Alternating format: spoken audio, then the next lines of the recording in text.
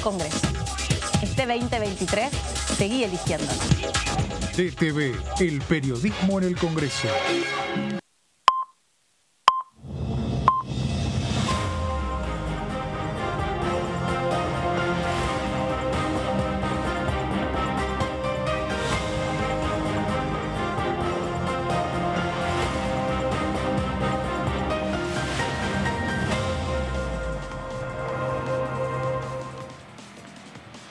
Hola, ¿cómo les va? Bienvenidos a la segunda edición de DTV. Acá estamos para contarles todo la actualidad informativa en el Parlamento, ¿no? En una semana que es claramente mucho más corta y que tiene que ver con la llegada de las elecciones para este domingo. ¿Cómo les va? ¿Cómo te va, Meli? ¿Qué tal? Muy buenas tardes. Exactamente, falta un día menos, lo decíamos ayer, ya falta poquito. La semana que viene va a estar el nuevo cronograma de lo que va a hacer la Cámara de Diputados a partir del 10 de diciembre. Faltan solamente 2 días de campaña, un día de veda que tenemos el viernes, sábado y domingo ya estamos votando y viendo el nuevo tablero y viendo también un poquito cuál va a ser la agenda legislativa que venga después. La veda arranca el viernes a las 8 de la mañana. Vamos a recordar las viejas mañanas radiales que todavía siguen, pero tuvieron suspender en otros años, tenían una ola de spot de 7 a 8 de la mañana cuando se termina la campaña y empiezan esas 48 horas en un año de elecciones repetidas a nivel nacional, a nivel provincial, un largo año electoral. Recordemos que hace 8 años, creo que 2016-17, hubo un intento fallido para unificar por lo menos los calendarios de las provincias, para que no estemos todo el tiempo en elección a elección, pero no se pudo y la verdad que se hace largo y cansador, ¿no? Es muy largo, no me quiero ni imaginar para los candidatos. Sí estamos en veda de publicidad de las encuestas. No se puede decir nada al respecto, aunque ayer le preguntábamos al diputado Valdés, bueno, si creían en las encuestas, cómo les venían dando, cómo se sentían respecto a esto, y nos dio como una orientación, pero obviamente no pueden decir tanto y así. A mí me gusta preguntar las encuestas a los candidatos locales o a los referentes locales, las encuestas en sus distritos, las que hacen ellos, no las que hacen los candidatos nacionales, suelen tener poco margen de error porque son presenciales, porque tienen muy claras lo que ellos llaman la mesa testigos, y bueno, uno va haciendo la cuenta de lo que le van contando los días anteriores, pero el tema es que hay muchos indecisos, y eso es lo que se repite. Hay gente que no fue a votar y que todavía no decidió qué va a hacer, y me parece que ese número, en un escenario de tanta paridad, puede ser decisivo. Exactamente. Bueno, y lo que va a ser decisivo es ver cómo, porque esto ya sí creo que lo vamos a ir pudiendo imaginar, es cómo va a quedar distribuidas las fuerzas políticas en el Congreso. Lunes ya se sabe. Claro, el lunes ya vamos a tener. Tenemos la Cámara de Diputados y la Cámara de Senadores 2023-2025. Sí. Y acá ponen, están partiendo de una misma base los dos bloques mayoritarios, seguramente, y de acuerdo a la proyección de las PASO van a bajar los dos. Van a perder. Sí, van a bajar los dos. Se estima unas 25 bancas que pueda perder de sus 118 el Frente de Todos. Se estima que puede perder entre 10 y 11 bancas Juntos por el Cambio, y esas las estaría ganando el espacio La Libertad Avanza, que pasaría de 3 a tener 40. Hoy dio una entrevista Javier Milei a la mañana con Antonio Laje, donde se lo notó ya, no sé si ustedes la pudieron ver, pero se lo notó muchísimo más tranquilo que lo que habitualmente muestra en conferencia de prensa y muestra en otras exposiciones, y donde habló concretamente del rol del Congreso, dar a discusión y cómo va a ser todo lo que él pretende desde el punto de vista económico. Fue, una charla obviamente es muy técnica, porque Antonio Laje también es economista y porque también su columnista lo es, entonces estaban hablando a nivel muy técnico respecto de qué es lo que ellos pretenden hacer con la moneda, pero es la primera vez que Javier Milei dice, bueno, yo le digo dolarizar, pero en realidad es... canasta de monedas. Claro, en realidad él dijo, es una expresión dolarizar, pero es lo único que te queda, y ahí explicó cómo sería. Esto quiere decir que si vos hoy ganas 100 pesos, no vas a pasar a ganar $100, que es lo que muchas personas creen que va a pasar. Sería maravilloso. Imagínate que gana 300.000 pesos y pasa a comprar un 2 ambiente por mes. Y bueno, pero es justo y es responsable explicar, porque vos fíjate que parte de la campaña de Marra, no sé si lo vieron, era repartir dólares. No, pero cambiaba $1 por 1.000 pesos. Sí, daba no cambiaba 1.000 pesos. $1 por $1. Está bien, pero están jugando con esa idea todo el tiempo, que en el inconsciente colectivo y que en el inconsciente colectivo las sensaciones, porque hay personas que creen que es así, que efectivamente es un peso, un dólar, porque muchas personas dicen, si usted pudiera pasar su sueldo a dólares, ¿lo pasaría? Sí, obvio, sí, por supuesto. Bueno, depende a qué dólar, depende a cuánto. Y aparte a qué precio ese dólar. Claro. El precio de mercado, que es el precio de contado, el famoso contado, en realidad es el precio de mercado, ¿no? El precio del dólar MEP, que habitualmente suele estar un poquito por debajo del blue, no muy por debajo. Bueno, por ahí ese salto devaluatorio va a generar un proceso inflacionario. Por ahí dicen que el precio del dólar para poder progresivamente hacer esto que se llama sinceramiento monetario o equiparamiento de las monedas o no sé cuánto, viste, le ponemos el nombre que quieras, llevaría el dólar a más de 3.000 pesos. Bueno, por lo pronto iría un salto que de 100%, lo cual no es poco, porque aunque no parezca mentira, muchos precios están regulados por el dólar oficial. O sea que una devaluación de 100% del dólar oficial se sentiría en las góndolas, y mucho, aunque también se siente, no sabemos por qué, la del otro dólar. Pero sí, el proceso no sería fácil. Lo que pasa es que, bueno, hay una discusión respecto a qué hacer para frenar la inflación. Y cada candidato tiene su librito. ¿Y por dónde tiene que pasar esa discusión, no? ¿Cuánta de esa discusión, de las cosas que cada candidato propone, tiene que pasar por el Congreso?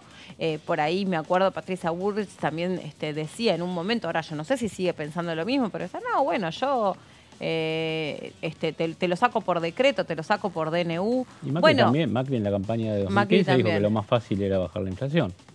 Cuando estaba igual ya vivimos lo de DNU, vamos a aclararlo porque está bueno. No, pero aclarémoslo porque es muy interesante. Si no rebotan los mensajes y si vos digamos, no lo pasas por el tamiz de lo que se puede y lo que no se puede, el tamiz de la democracia se llama, bueno, tampoco me parece que puede ser. Una cosa es decir y otra cosa es después llevarlo a la práctica. Hay 3 temas solamente que no pueden hacerse por decreto: lo impositivo, lo penal y lo electoral. Claro.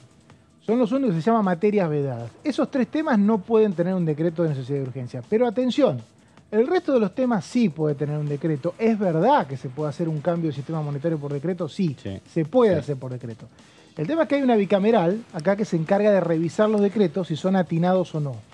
Y esos decretos después pueden pasar por el recinto. ¿Qué pasaba cuando gobernaba Mauricio Macri, que no tenía mayoría en ninguna de las cámaras? Algunos decretos que firmaba, se constituía una mayoría opositora que no estaba de acuerdo. ¿Y qué hacía? Convocaba una sesión y decía, te lo elimino. ¿Qué tenía que hacer el entonces presidente? Borrar el decreto antes que esa sesión lo elimine. O sea, ¿se puede gobernar por decreto? Sí. El punto es que puede haber una mayoría opositora en el Congreso que te borre los decretos. Por eso siempre es bueno evitarlo.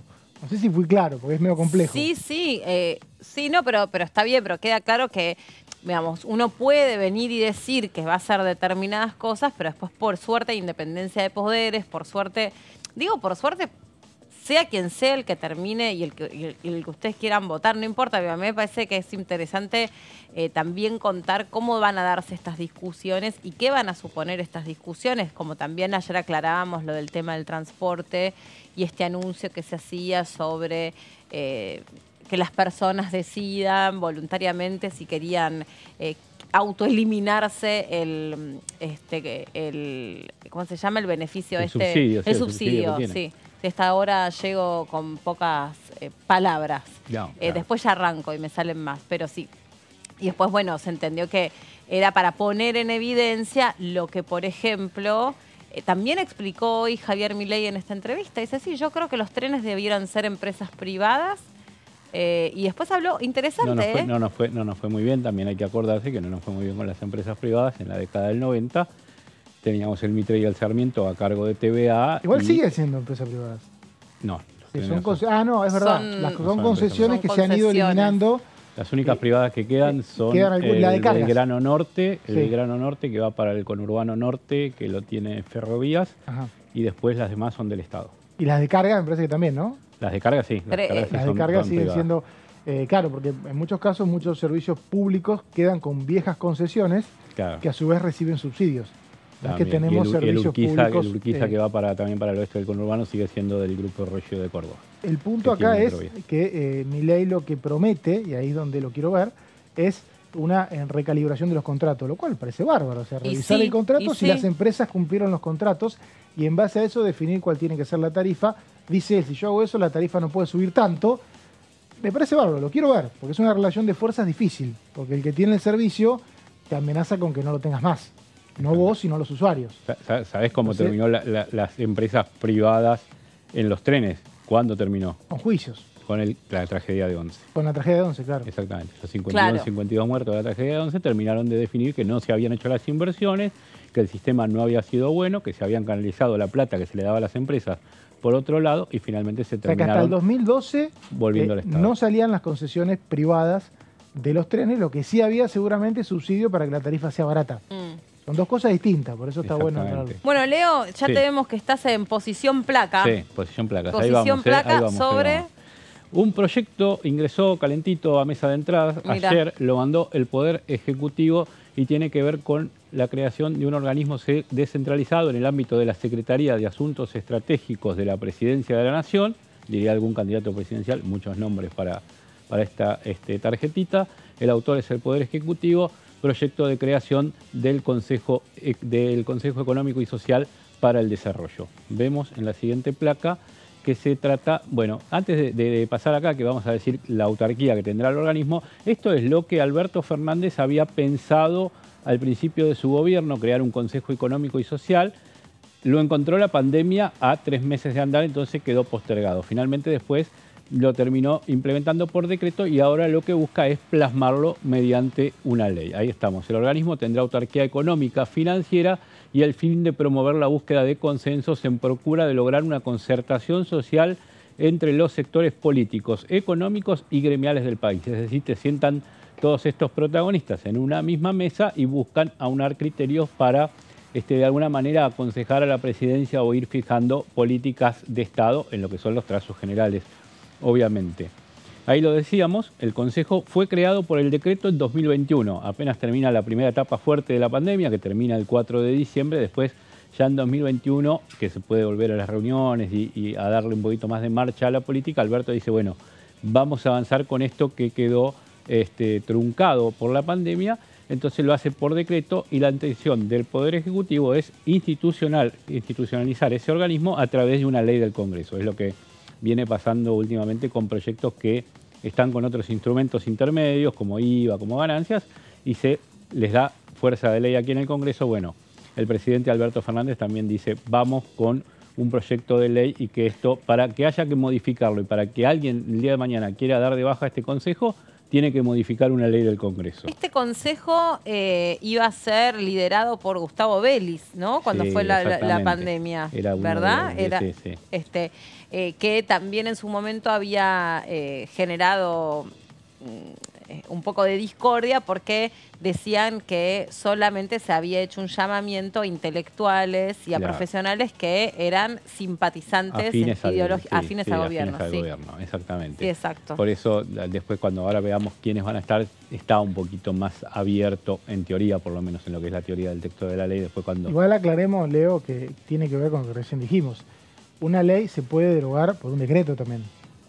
El punto es que ese decreto después una mayoría opositora lo puede revisar. También puede no revisarlo. Esto pasaba mucho con el gobierno de Macri, que derogaba una vieja ley por decreto, la ley de medios, por ejemplo. Sí. Hubo una mayoría acá dispuesta a revisarlo y quedó derogada. Y hay que aprovechar las mayorías parlamentarias. En el caso de una mayoría opositora tiene que coordinarse, porque muchas veces son muchos bloques y... Hubo mucho tiempo de empate en la comisión de DNU. Pero necesitas que se voten a 2 cámaras para que se derogue. No te alcanza la comisión, ¿eh? Sí, por eso. Y además, digo, las cámaras que han tenido una paridad en los últimos tiempos entre las 2 fuerzas mayoritarias. No sería ese el escenario a partir de diciembre, seguramente, si se proyecta lo de las PASO. El proyecto dice que tiene que tener personalidad jurídica propia y capacidad de actuar en el ámbito del derecho público y privado, este consejo que se pretende crear a partir de este proyecto de ley. Vemos en la siguiente placa que, según dice el texto del proyecto, el Consejo es el ámbito de participación y consulta de los actores de las actividades económicas y sociales de la comunidad, con la finalidad de fortalecer la convivencia democrática, promover el debate, la búsqueda de consensos y la concertación social sobre las prioridades estratégicas para un desarrollo sustentable e inclusivo del país. Está buenísimo esto. Muy bueno, la verdad, Está. como ambición Como ambición y como plasmarlo y que decir, queremos hacer esto, queremos chau Grieta. hacer esto 3 días antes de terminar el gobierno. Claro. Eso es la verdad curioso. Chau Grieta con esto, bueno, mira, finalidad, fortalecer convivencia democrática, promover el debate, es muy Yo esperaba lindo. esta ley cuando asumió Alberto Fernández, todos la esperaban. Claro. Pero Claro. Vos ya es obvio, vos me dirás, ¿no? Si tenemos que ir para ese lado. no, a mí a veces lo que me sorprende, que por suerte no pierdo la capacidad de sorpresa, es qué loco que existan leyes o que se piensa en leyes, no existe todavía, es un proyecto que busque perspectiva de derechos humanos en la atención de los pacientes. Ah, y no nos trataban como... Claro. No, con No derechos estaba humanos. incluido, no venía con de eso. por sí, digamos. Claro, sí. Trato humanitario para el diagnóstico de no sé qué, pero... O sea, eso por suerte, antes yo me preguntaba, pero qué loco que tenga que haber una ley que diga esto. Bueno, claramente no lo digo como una crítica, lo digo como una observación, porque claramente si hay una ley que está conteniendo que haya una perspectiva de trato humanitario para tal o cual cosa, quiere decir que no la hay, que no existe, que de manera natural no existe. Y acá lo mismo, mirá qué loco, ¿no? Un proyecto que diga consulta de los actores, actividades económicas y sociales de la comunidad, fortalecer la convivencia democrática. Claro, resulta que para mí de eso se trata. Claro. Se trataba todo esto. Claro. Sin ley. Hay que buscar el consenso, Pero se ve que no. Hay quienes que hablan no. de inflación legislativa a partir de proyectos que tienen que ver con cuestiones que van más vinculadas a las políticas públicas, porque de pronto entiendo, hay sí. protocolos, hay cuestiones que pueden llegar a hacerse mediante decisiones de los poderes ejecutivos. De todas maneras, el Consejo Económico y Social a mí me entusiasmaba en su momento que tenga la obligación cada uno de los sectores de reunirse y de definir políticas que después se traduzcan en proyectos de ley, porque habitualmente tenemos sectores que vienen a pedir leyes, los famosos lobbies que recibimos, y que no hablan en sus ámbitos, ¿no? Entonces me gustaba eso, pero bueno. Pero después también empieza el tironeo político, porque ¿qué tan vinculante es lo que pueda surgir de este Consejo para que la presidencia lo haga, o como vos decís, que lo plasme en un proyecto de ley, y en vísperas de una elección, por qué el presidente o el partido que está en el gobierno va a dejar de capitalizar algo como propio para que sea una política del Consejo? No, porque si te viene empaquetado con un acuerdo, los sectores Sí. que te lo empaquetan, después eso se había pensado en España, funcionó así, por constitución directamente lo Claro. metieron, te viene empaquetado un acuerdo, por ejemplo, para el cambio del sector automotriz, donde participó el gobierno, y los legisladores tienen ese acuerdo y no van a conseguir uno mejor, ya está el acuerdo. Claro. Para que no se tenga que materializar acá No, en no, el y además pasillo. tenés a los gremios, o sea, tenés a otros sectores intermedios como la iglesia. Digo, está bueno, sí, o sea, en la teoría me parece muy bueno. Lo copiaron de España esto se funcionó en España cuando se cayó la dictadura de Franco y se hizo el famoso pacto de la Moncloa, lo metieron en la Constitución porque si no nadie hablaba con nadie, porque había una dictadura de 30 años, entonces aparentemente ahí funcionó y quedó como España, ejemplo. un gobierno donde el Parlamento tiene mayor peso que el que lo tiene aquí en Argentina, además. Pasamos a la siguiente placa. Los objetivos del proyecto o del Consejo son asistir al presidente o a la presidenta de la Nación efectuando el análisis y las recomendaciones que se le requieran sobre programas de gobierno, políticas públicas y proyectos de leyes de importancia estratégica, articular espacios de diálogo y cooperación entre los diversos actores económicos y sociales de la comunidad y la generación de consensos amplios sobre prioridades estratégicas para la promoción del desarrollo nacional. Bueno, esto apuntala un poco lo que habíamos visto en la placa anterior. Ahora vemos la siguiente. ¿Quiénes integrarán el Consejo? Y esto es lo que mencionábamos, que está con un cuadro bastante variopinto en lo que tiene que ver con actores.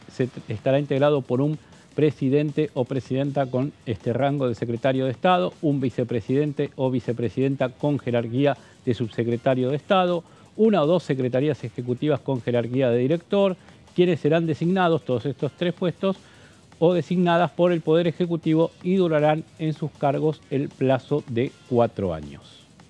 También se complementa con una asamblea plenaria que contará con 41 consejeros en representación de los distintos sectores o estamentos sociales, de los cuales 12 serán de organizaciones de los trabajadores, 12 de las entidades empresarias, 3 de la actividad cooperativa, 8 de los movimientos sociales, organizaciones de la economía popular y de los consumidores, y 6 de los miembros serán del ámbito académico y científico. Esta es esta conformación de 41 consejeros que tendrá esta asamblea plenaria que irá en paralelo con el Consejo. Vemos, siguiente placa, el Consejo deliberará cuándo. Entre febrero y noviembre, con la presencia de al menos 21 miembros y en la primera convocatoria y de 14 en la segunda convocatoria. Es decir, se hace un llamado, tiene que haber 21. Si después pasa una hora, dos o para otro día posiblemente, ya con 14 se puede habilitar la sesión. Estos deben contar con al menos la asistencia de un miembro de cada uno de los sectores que mencionamos anteriormente. Esto no es para que un sector, por ejemplo el gremial, lleve a toda su gente, los académicos no están de acuerdo, entonces no va ninguno, no, eso no se puede. Tiene que haber un académico, un gremial, un social, para que estén todos los sectores para darle marcha a las reuniones de este consejo. Bueno, es interesante, de nuevo, me parece que llega un poco a destiempo con la actualidad política, pero bueno, sí digamos, no deja de ser un elemento muy importante. También creen que puede incorporarse en una próxima sesión especial el último de los temas expuestos por Sergio Massa en el fin de semana, este último fin de semana largo, que tiene que ver con darle forma de ley a la política del previaje, ¿no?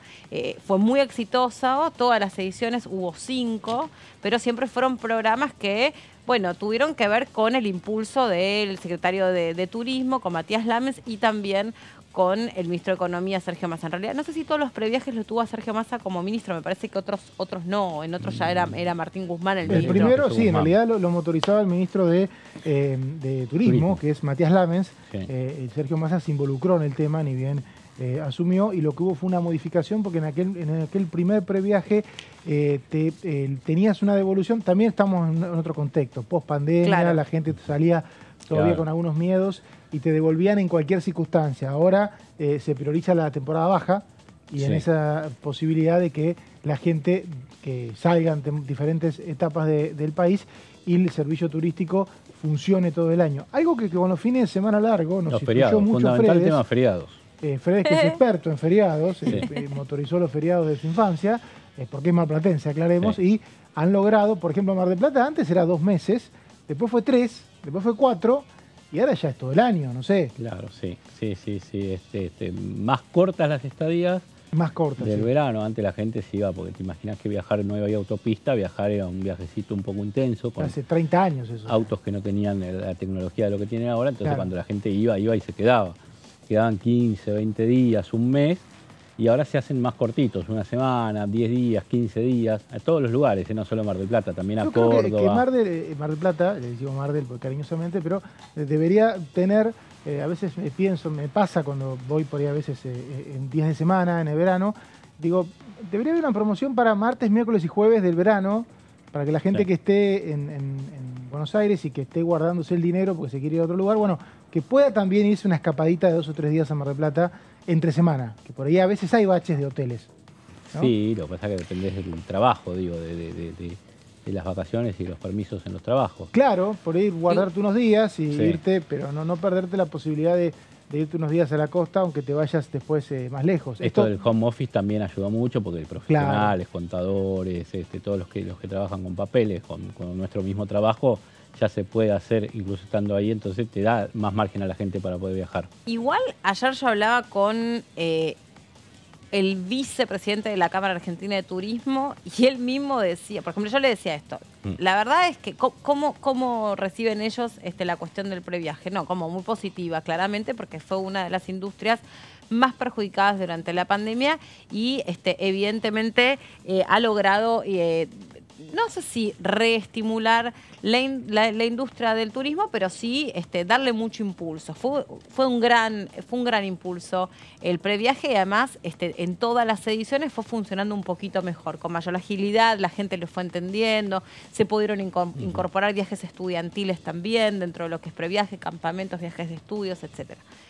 Pero también decía, yo le dije, también estaría bueno por parte de los empresarios o los que tienen, no sé, un emprendimiento turístico, que no se vayan al al pepino con los precios, ¿no? Y porque, por decir algo delicado, sí. con los precios, porque no va que aparece una promoción para poder tenderle una mano, no a los que igual pueden viajar, a los que no tienen otra manera de moverse y de viajar, y es para que un emprendimiento turístico, hotelero o los guías o los que digamos viven de la industria del turismo, es que es más allá de el que vende paquetes y el que recibe turistas. Hay un montón de actividades que son solidarias al turismo, pero no se zarpen con los precios. La realidad es esa también, porque vos después, fuera del previaje, que es lo que es temporada alta, te sacuden. Sí. Hablando de Mar del, yo estuve viendo para ir comparando precios. Y primero que, o sea, así cuando estamos debatiendo una ley de alquileres que no puede estar publicado en dólares, todo lo que es alquiler temporario para vacaciones te lo cobran todo en dólares. Sí. Entonces, Todo eso. Las carpas. Los departamentos también. Sí. Entonces, decís, che, tuviste una política, digamos, para incentivar el microturismo, la escapada, la salida, la recorrida, para poder... Pero después, no sé, te querés ir un fin de semana a Mendoza y te cobran como si estuvieses en Mónaco. Sí, hay un tema ahora porque encima tenemos un tipo de cambio que favorece la recepción de turistas. Claro. O sea que el poder adquisitivo del turista extranjero es muy alto con respecto al nuestro, que a su vez tenemos menos posibilidad de viajar afuera porque no solo que tenemos un dólar caro, sino que no hay cuotas. Eso hace una sobredemanda en las ofertas locales y eso obviamente incentiva el aumento de precios. Y ojalá por lo menos se diversifique la oferta. Una vez un intendente me decía, cuanto más caro pones el precio de lo premium, más rápido lo vendés, porque hay un sector que le gusta pagar mucho. El tema es el resto, cómo distribuís el resto para quienes no vamos a pagar en el sector ABC1. Ojalá haya más oferta y todos tengamos un lugar. Pero va a ser un verano muy difícil porque no hay precios relativos claros a partir de las elecciones. Eso es muy difícil. El propio presidente, vice en realidad, de la Cámara de Turismo decía, yo igual les recomiendo que no saquen pasajes ahora ni paquetes turísticos. Si ya les recomienda él, es un panorama espectacular. Yo venía sacando en septiembre todos los años, porque veía que ahí los precios medio se fijaban y después tendían a subir, y ahora no tiene ni sentido, porque no sabés después de las elecciones del domingo si van a subir, si van a bajar. Está este tema de los que piden dólares, que hay que ver qué suerte tienen, hay que ver quién tiene ganas de darle dólares. Sí, lo que pasa es que, viste, también, de nuevo, siempre hay personas que pueden, porque también hay personas, no sé cuántos argentinos se pudieron ir a Qatar, al Mundial. Entonces, siempre está el que puede, y lo que resulta un poco triste es que estuviste impulsando una industria que claramente es muy importante, que claramente le da de comer un montón de familias, sobre todo ciudades que son turismo dependientes. Nosotros lo hablamos todos los días con los diputados y las diputadas que nos visitan y que nos cuentan las realidades de cada una de las provincias. ¿Se acuerdan que lo propio hacíamos cuando en la pandemia le preguntábamos a cada uno, che, ¿cómo afecta esta situación en particular a la provincia? ¿Y cómo está la gente? O sea, nosotros vamos recorriendo de la mano de cada uno de los legisladores la realidad. Y bueno, de repente, no sé, Tierra del Fuego. Y Tierra del Fuego tiene un gran atractivo turístico, o Bariloche, o Iguazú, que nosotros lo mencionamos siempre.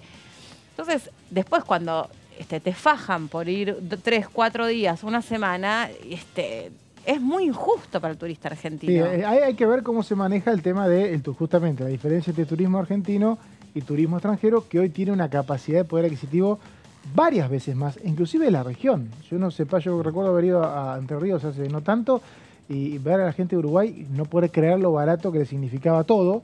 Y bueno, eso te sube naturalmente los precios y ahí tenés que hacer una diferenciación o una posibilidad de un menor costo para el argentino, un descuento de pronto de impuestos. O tasas diferenciales. También, yo sé que existen, en general, por ejemplo, lo que son todos parques nacionales y demás.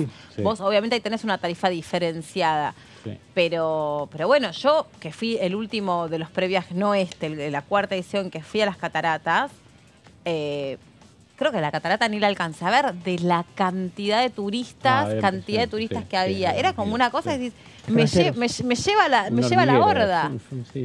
La famosa foto con la catarata estaba toda repleta de brazos y de selfie sticks, ¿viste? Porque no, la catarata no la ve de la cantidad de gente y son todos turistas europeos, porque además, esto también hay que decirlo, de cara a lo que pretenden hacer con Aerolíneas Argentinas.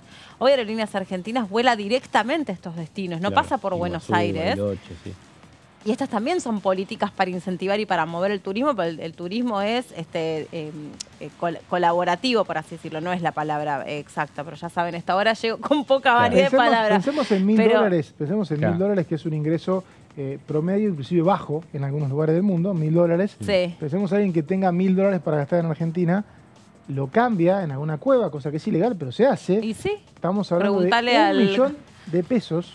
Claro. Es mucho dinero. ¿Cómo se llama? Es mucho dinero, digo. Para gastar $1 millón de pesos es mucho dinero. Sí, obvio, obvio. Bueno, las posibilidades son eternas. Yo no les propongo ir a las cataratas ni a estos destinos por ahora. En algún momento me encantaría invitarlos, pero los invito al recinto. Es acá nomás, pero es muy lindo. Sí, está Luciana ahí.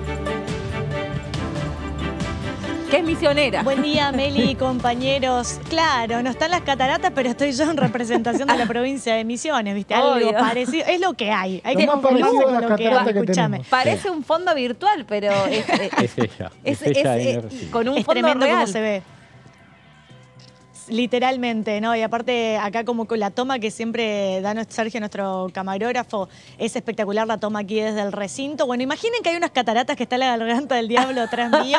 Hablando de eso, vi un montón de gente que se fue este fin de semana largo a las cataratas del Iguazú y esas pasarelas, lo llena de gente que estaban, eran impresionantes. Hace muchísimo tiempo que no se veía tan llenas las cataratas del Iguazú como fue este fin de semana largo. También aprovechando un poco lo que fue la última edición que lanzó el gobierno del previaje. ¿No? Claro. La provincia de Misiones se vio sumamente beneficiada y principalmente Puerto Iguazú por el tema del previaje justamente, ni hablar de que las cataratas ya hace un par de años que fueron seleccionadas o incluidas como la 7ª maravilla del mundo y eso atrae a muchísimos turistas extranjeros y muchos turistas de distintas partes del mundo. De hecho, vayas donde vayas en cualquier época del año en la provincia de Misiones, específicamente en Puerto Iguazú, donde están las cataratas, donde está el Parque Nacional, siempre vas a ver gran cantidad de extranjeros que vienen a visitar las cataratas. Es verdad. Así que es un muy buen destino turístico y también, bueno, un poco haciendo referencia a este tema del previaje que lo anunció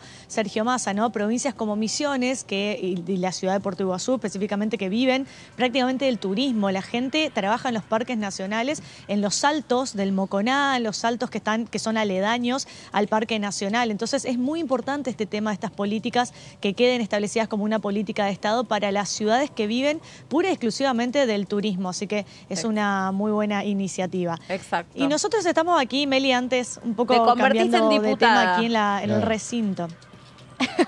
Me convertí en diputada y votaría a favor del previaje, así que ahí ya tenés mi voto cantado en ese sentido. Y hay la verdad que sí. destinos, pero hablando de diputados... ¿Hay otros destinos, Lu, aparte de la Garganta del Diablo, para ir a ver? ¿O las cataratas aparte de las cataratas. Ahí dijo el salto del Moconá. Te pedimos que prestes más atención. Claro. ¿sí? Bueno, por ahí te las misiones por favor, presta atención, pero Mauricio. pocas misiones. Pero las misiones jesuíticas es parte del itinerario para ir a las cataratas. Habitualmente te llevan antes. Si vas por la 12, sí. Mirá, sí. Algo diferente, claro, Luciana. claro, si diferente. vas por la 12... Sí. Tenés dos rutas que te llevan. Yo siempre recomiendo a la gente que va con tiempo y que quiera conocer realmente la provincia, acá Turismo Misiones, viste, paso un chivo de paso.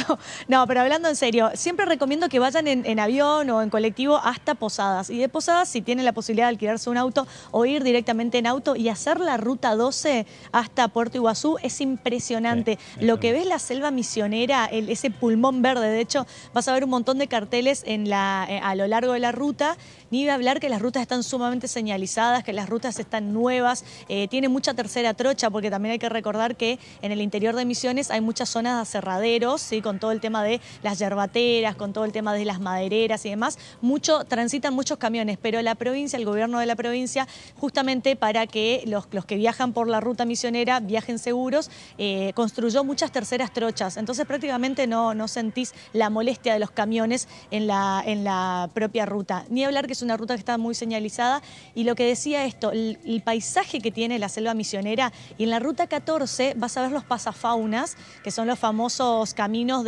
como si fuesen de pasto, ¿no? De plantas que pasan por arriba, son como unos túneles, justamente para que los animales puedan pasar, porque son muchísimos los animales que terminan muriendo en todos estos años, porque cruzan las rutas y bueno, son atropellados por las personas que circulan, así que mucha pasafauna hay muchos lugares muy importantes para conocer, bueno, como decíamos, el tema de las cataratas del Iguazú, el Salto del Moconá, el Salto Berrondo. Hay un lugar muy lindo para ir a comer ahí cerca de Posadas, que queda 40 minutos de Posadas, que es un lugar que se llama La Armonía, que es un pulmón verde espectacular, cuando ves toda la selva misionera. También tenés la Cruz de Santa Ana, que es una cruz que está en altura, que no sabría decirte exactamente cuántos metros tiene, pero en la cima de la cruz tiene un restaurante donde te podés sentar a comer y ver toda la selva misionera. Es realmente un pulmón verde, es impresionante cómo se preserva la selva misionera y no la deforestan. Eso es una política que tiene y que hace bandera incluso el gobierno de Misiones, y por eso muchas veces pide esta compensación también económica a la nación, ¿no? Yo Porque estaba pensando, hoy en día claro, que las... Estaba Sí. pensando eso, Lu, perdón que te interrumpí, justamente cuando se hablaba de Sí, sí, otras sí. políticas, los bonos verdes, ¿no? Los bonos que claro, cada claro. provincia podría Exactamente. para Exacto. pagar parte de la deuda.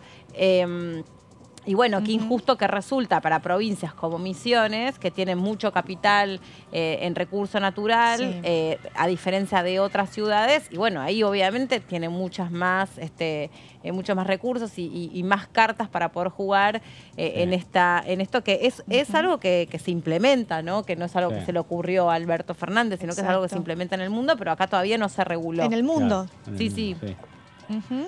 Exactamente. Y que históricamente el gobierno de Misiones viene pidiendo a la nación que se reconozca, porque justamente Parece que está la rezando, conservación Mauri, del pero bosque no. nativo... Estoy analizando lo que dice No, Luciana. porque No veo.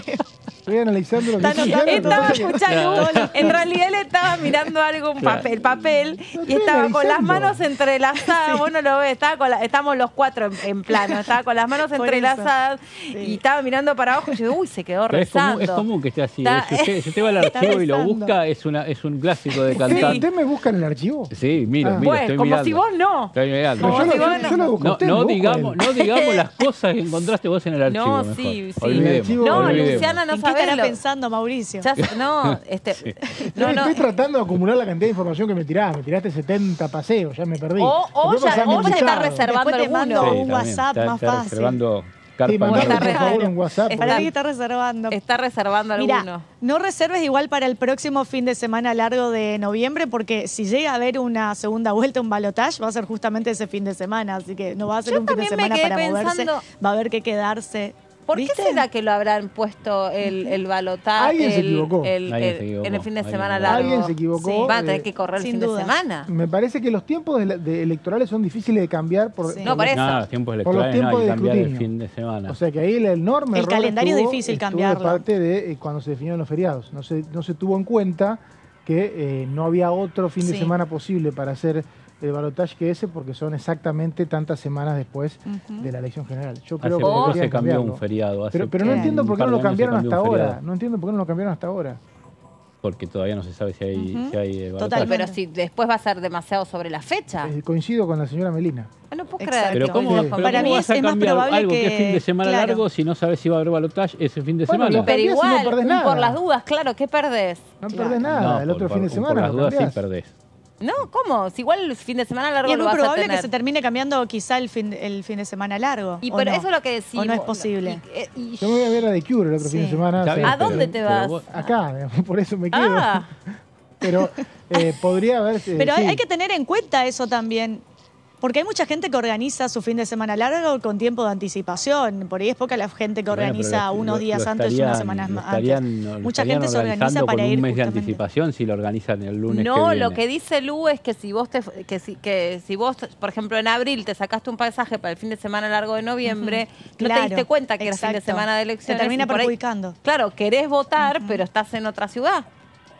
Sí, eso puede pasar en Exacto, cualquier circunstancia. exactamente. Va a ser un Te tema organizaste eso. un viaje No, pero no y es te cualquier coincide con la elección. circunstancia. Es que justamente no debiera coincidir un fin de semana turístico con las elecciones. Estamos Sino diciendo algo muy sencillo de varias maneras no distintas. va, Yo no creo va que a a mí me coincidir, impacta como no lo no va comprendés. a coincidir el fin de semana largo con las elecciones. Se los firmo ahora si quieren, después buscan el tape. Pero eso, no va a los coincidir. datos oficiales hoy dicen lo contrario. Claro, hoy dicen no que va a coincidir, coinciden. pero no se puede decir Exacto. antes de que se sepa si hay balotaje o no que se cambie ese fin de semana. Pero entonces el que reservó y se durmió, dejémosle el beneficio, no sé, Lu, Claro. ¿qué pensás que acá Leo El dice? beneficio de la duda, exactamente. Hubo un antecedente feo con Ah, esto, dejémosle el que beneficio tiene que de la ver duda.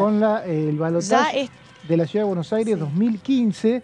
Lo hicieron en el fin de semana de elecciones de vacaciones de invierno, y la afluencia del votante bajó un montón. Claro, es que Claro. es obvio. Hay una antecedente en Salta, creo que era un fin de semana largo, de una elección, creo que fue la de 2021, también bajó un montón. El archivo mental que maneja Claro, este muchacho. Es muy peligroso, Y vos porque mucha tenés- gente no Tremendo. sabe a quién votar y dice, me voy. No, una cosa de loco. Y vos tenés que pensar que tenés otro fin de semana largo con el 8 de diciembre, Y- que te coincide ¿Con? con la asunción presidencial del Loco, pero domingo todo, 10 de todo, diciembre. pero no ¿Va a nos ser el podemos ir a domingo o va a ningún ser el lado. lunes? Coincide este año. Tiene que ser el domingo, ¿no? No, tiene que ser el ¿Qué domingo. hacemos, ¿Qué Lu? significará todo esto, No no? nos podemos ir a ningún ¿Qué lado. significará todo esto, no? Claro. O sea, el Nosotros balotaje que nos Hay que queremos ir a quedarnos a remojar trabajar los aquí, yo pies creo al que- agua, a la Claro. playa. tenés que volver el Exacto. Tenemos domingo. armado ahí el Exactamente. mate para tomar con la reposera, no Mirá. nos dejan. Sí, yo me voy este fin de semana a Posadas porque voto allá, tengo domicilio todavía allá y me dijeron, mira, tráete la hojota y la bikini porque el calor que hace No me es imagino. tremendo. Hace prácticamente un mes que están con una ola de calor muy, muy Claro, fuerte. la misma que está- tormentas muy fuertes que también está que están habiendo, muy afectando a tropical. Brasil. Sí. A mí me molesta porque acá a veces hace 40 grados, Exactamente, pasa Luciana y dice, sí. no hace calor. Sí. Le pedí No, por bueno, favor que no sí. me dijera más porque me arruina el día. Es verdad. O sea, Es verdad. respeto, Y bueno, digamos, y Se bueno, que quejan sí de sufrimos balde, calor. literalmente. Y bueno, es así, viejo, Claro. ¿qué va a hacer? Ustedes sí sufren Y calor, pero viene- uno que, viene un patagónico que y te dice, nació, "No hace frío creció y también". se crió con el verano de Claro, verdad. Lu, tal Claro, cual. exactamente. Bueno, y Exactamente. es esta así. semana, Lu, Así que bueno, eso es lo importante. nada, no tenemos... Esta semana, bueno, metiéndonos un poco en lo que es la actividad Sí. parlamentaria, por el momento no hay nada publicado en agenda, no hay trabajo de comisión, no hay sesión especial, no hay juicio político, que es la comisión que se viene reuniendo desde enero, consecutivamente todas las semanas prácticamente. Bueno, esta semana no, todo tiene que ver con esto, ¿no? Con el calendario electoral, con el cierre de campañas, los diputados mucho están abocados al trabajo de campo específicamente y no por ahí al trabajo más parlamentario aquí. Seguramente que después de las elecciones va a haber una sesión especial. Hay un montón de temas que ya tienen dictamen de comisión y que estarían en condiciones de meterse en una eventual sesión especial luego de las elecciones. También hay que tener en cuenta que seguramente después de las elecciones este recinto va a ser protagonista porque se va a empezar a tratar el tema del presupuesto, de la ley del presupuesto para el año 2024, que recordamos que el presupuesto ya ingresó porque la ley de administración financiera determina que cada 15 de septiembre es el último día que puede ingresar el presupuesto. De hecho, ingresó ese mismo día cerca de las 12 de la noche. Bueno, tiene que venir el ministro de Economía a explicar el presupuesto y a raíz de ahí se abre una serie de comisiones informativas donde se invita a un montón de funcionarios y ministros de las diversas carteras, titulares de, por ejemplo, aerolíneas, de AFIP, de ANSES, un montón de organismos que vienen a disertar respecto de cómo impactaría el presupuesto 2024 en sus propios organismos, ¿no? Eso es lo que se habitúa a hacer. Nosotros siempre hacemos la cobertura, el seguimiento en la comisión, el seguimiento aquí en el recinto cuando se sanciona la ley de presupuesto. Recuerden que venimos con unos antecedentes ya de que no se había aprobado la ley de presupuesto en su momento. O sea, el gobierno de Alberto Fernández un año tuvo que gobernar con un presupuesto prorrogado del año anterior. Bueno, todas estas cosas pueden pasar y creo que va a ser la próxima actividad parlamentaria que va a haber aquí dentro de la Cámara de Diputados. Para mí, después de las elecciones, van a empezar a tratar el tema del presupuesto. Habría que ver en base a los votos que saquen los 3 candidatos presidenciales más fuertes, bueno, a ver qué es lo que se acuerda para tratar, arrancar con el tema del tratamiento del presupuesto. Lu, gracias por este contacto con nosotros. Yo creo Gracias. que las autoridades turísticas de la provincia de Mendoza tienen que contratar a su embajadora aquí en la... Misiones, por favor. Ay, de Mendoza, de Misiones. De ya- Misiones. Claro. Tienen que contratar a Lu. Le tira la cordillera, ¿no? Pero me tira la otra parte de la cordillera. Sí, igual la parte del vino me tira, te voy a decir. Más que nada. Más que nada. Me la sobre todo. estudio Pero no también, si querés, a esta Mendoza. hora me gusto, pero me Te privo. maquilló, perdón, que estás más colorada. Gusto, pero me Ah. privo a esta hora de beber algo, porque si no, si ya ahora no me están dando Claro. el funcionamiento neuronal es como de costumbre, imagínate si hubiese bebido. Bueno, ¿estás en el medio de alguna visita Así es. guiada? No. Lu, no. Recién vi sí que están entrando chicos aquí a las bandejas que están al costado Sí. de la presidencia. Sí, ¿qué cosas son de algún colegio, no? Sí, ¿de qué colegio? Muy bien, ¿De cuál? televisión en vivo. Ay, no los escucho bien, pero sí son chicos de un colegio, son de la secundaria, ¿no? Sí, sí. Son Perfecto. estudiantes secundarios que están acá con las visitas guiadas en el Palacio. Perfecto. Que te pregunten Así que todo a nosotros vos. los dejamos Claro. para que ellos puedan apreciar. que evacúan Mira, en sus una dudas. de estas me agarro un café y me quedo acá enseñándole un poco a los chicos sobre el tema de la votación, sobre los distintos proyectos que se trataron últimamente. No me des ideas, Melina, porque sabés que yo agarro Te viaje. veo con pasta para eso. Bueno, Lu, en un rato volvemos con vos. Dale, Gracias. Chau. Chau, chau, nos Perfecto, vemos. hasta luego. Adiós. Bueno, hablando del recinto y hablando de las sesiones, vamos a repasar cuáles fueron los temas que quedaron incluidos y votados en la última sesión especial. Ahora Mauri nos va a contar en un ratito acerca de este proyecto Argentina Inclusiva y de esta manera quedaba aprobado este proyecto. Se va a votar en general y en particular el dictamen de las comisiones recaído en el proyecto de ley por el que se crea el programa Argentina Inclusiva. Orden del día número 783. Sírvanse marcar su voto. Tiempo.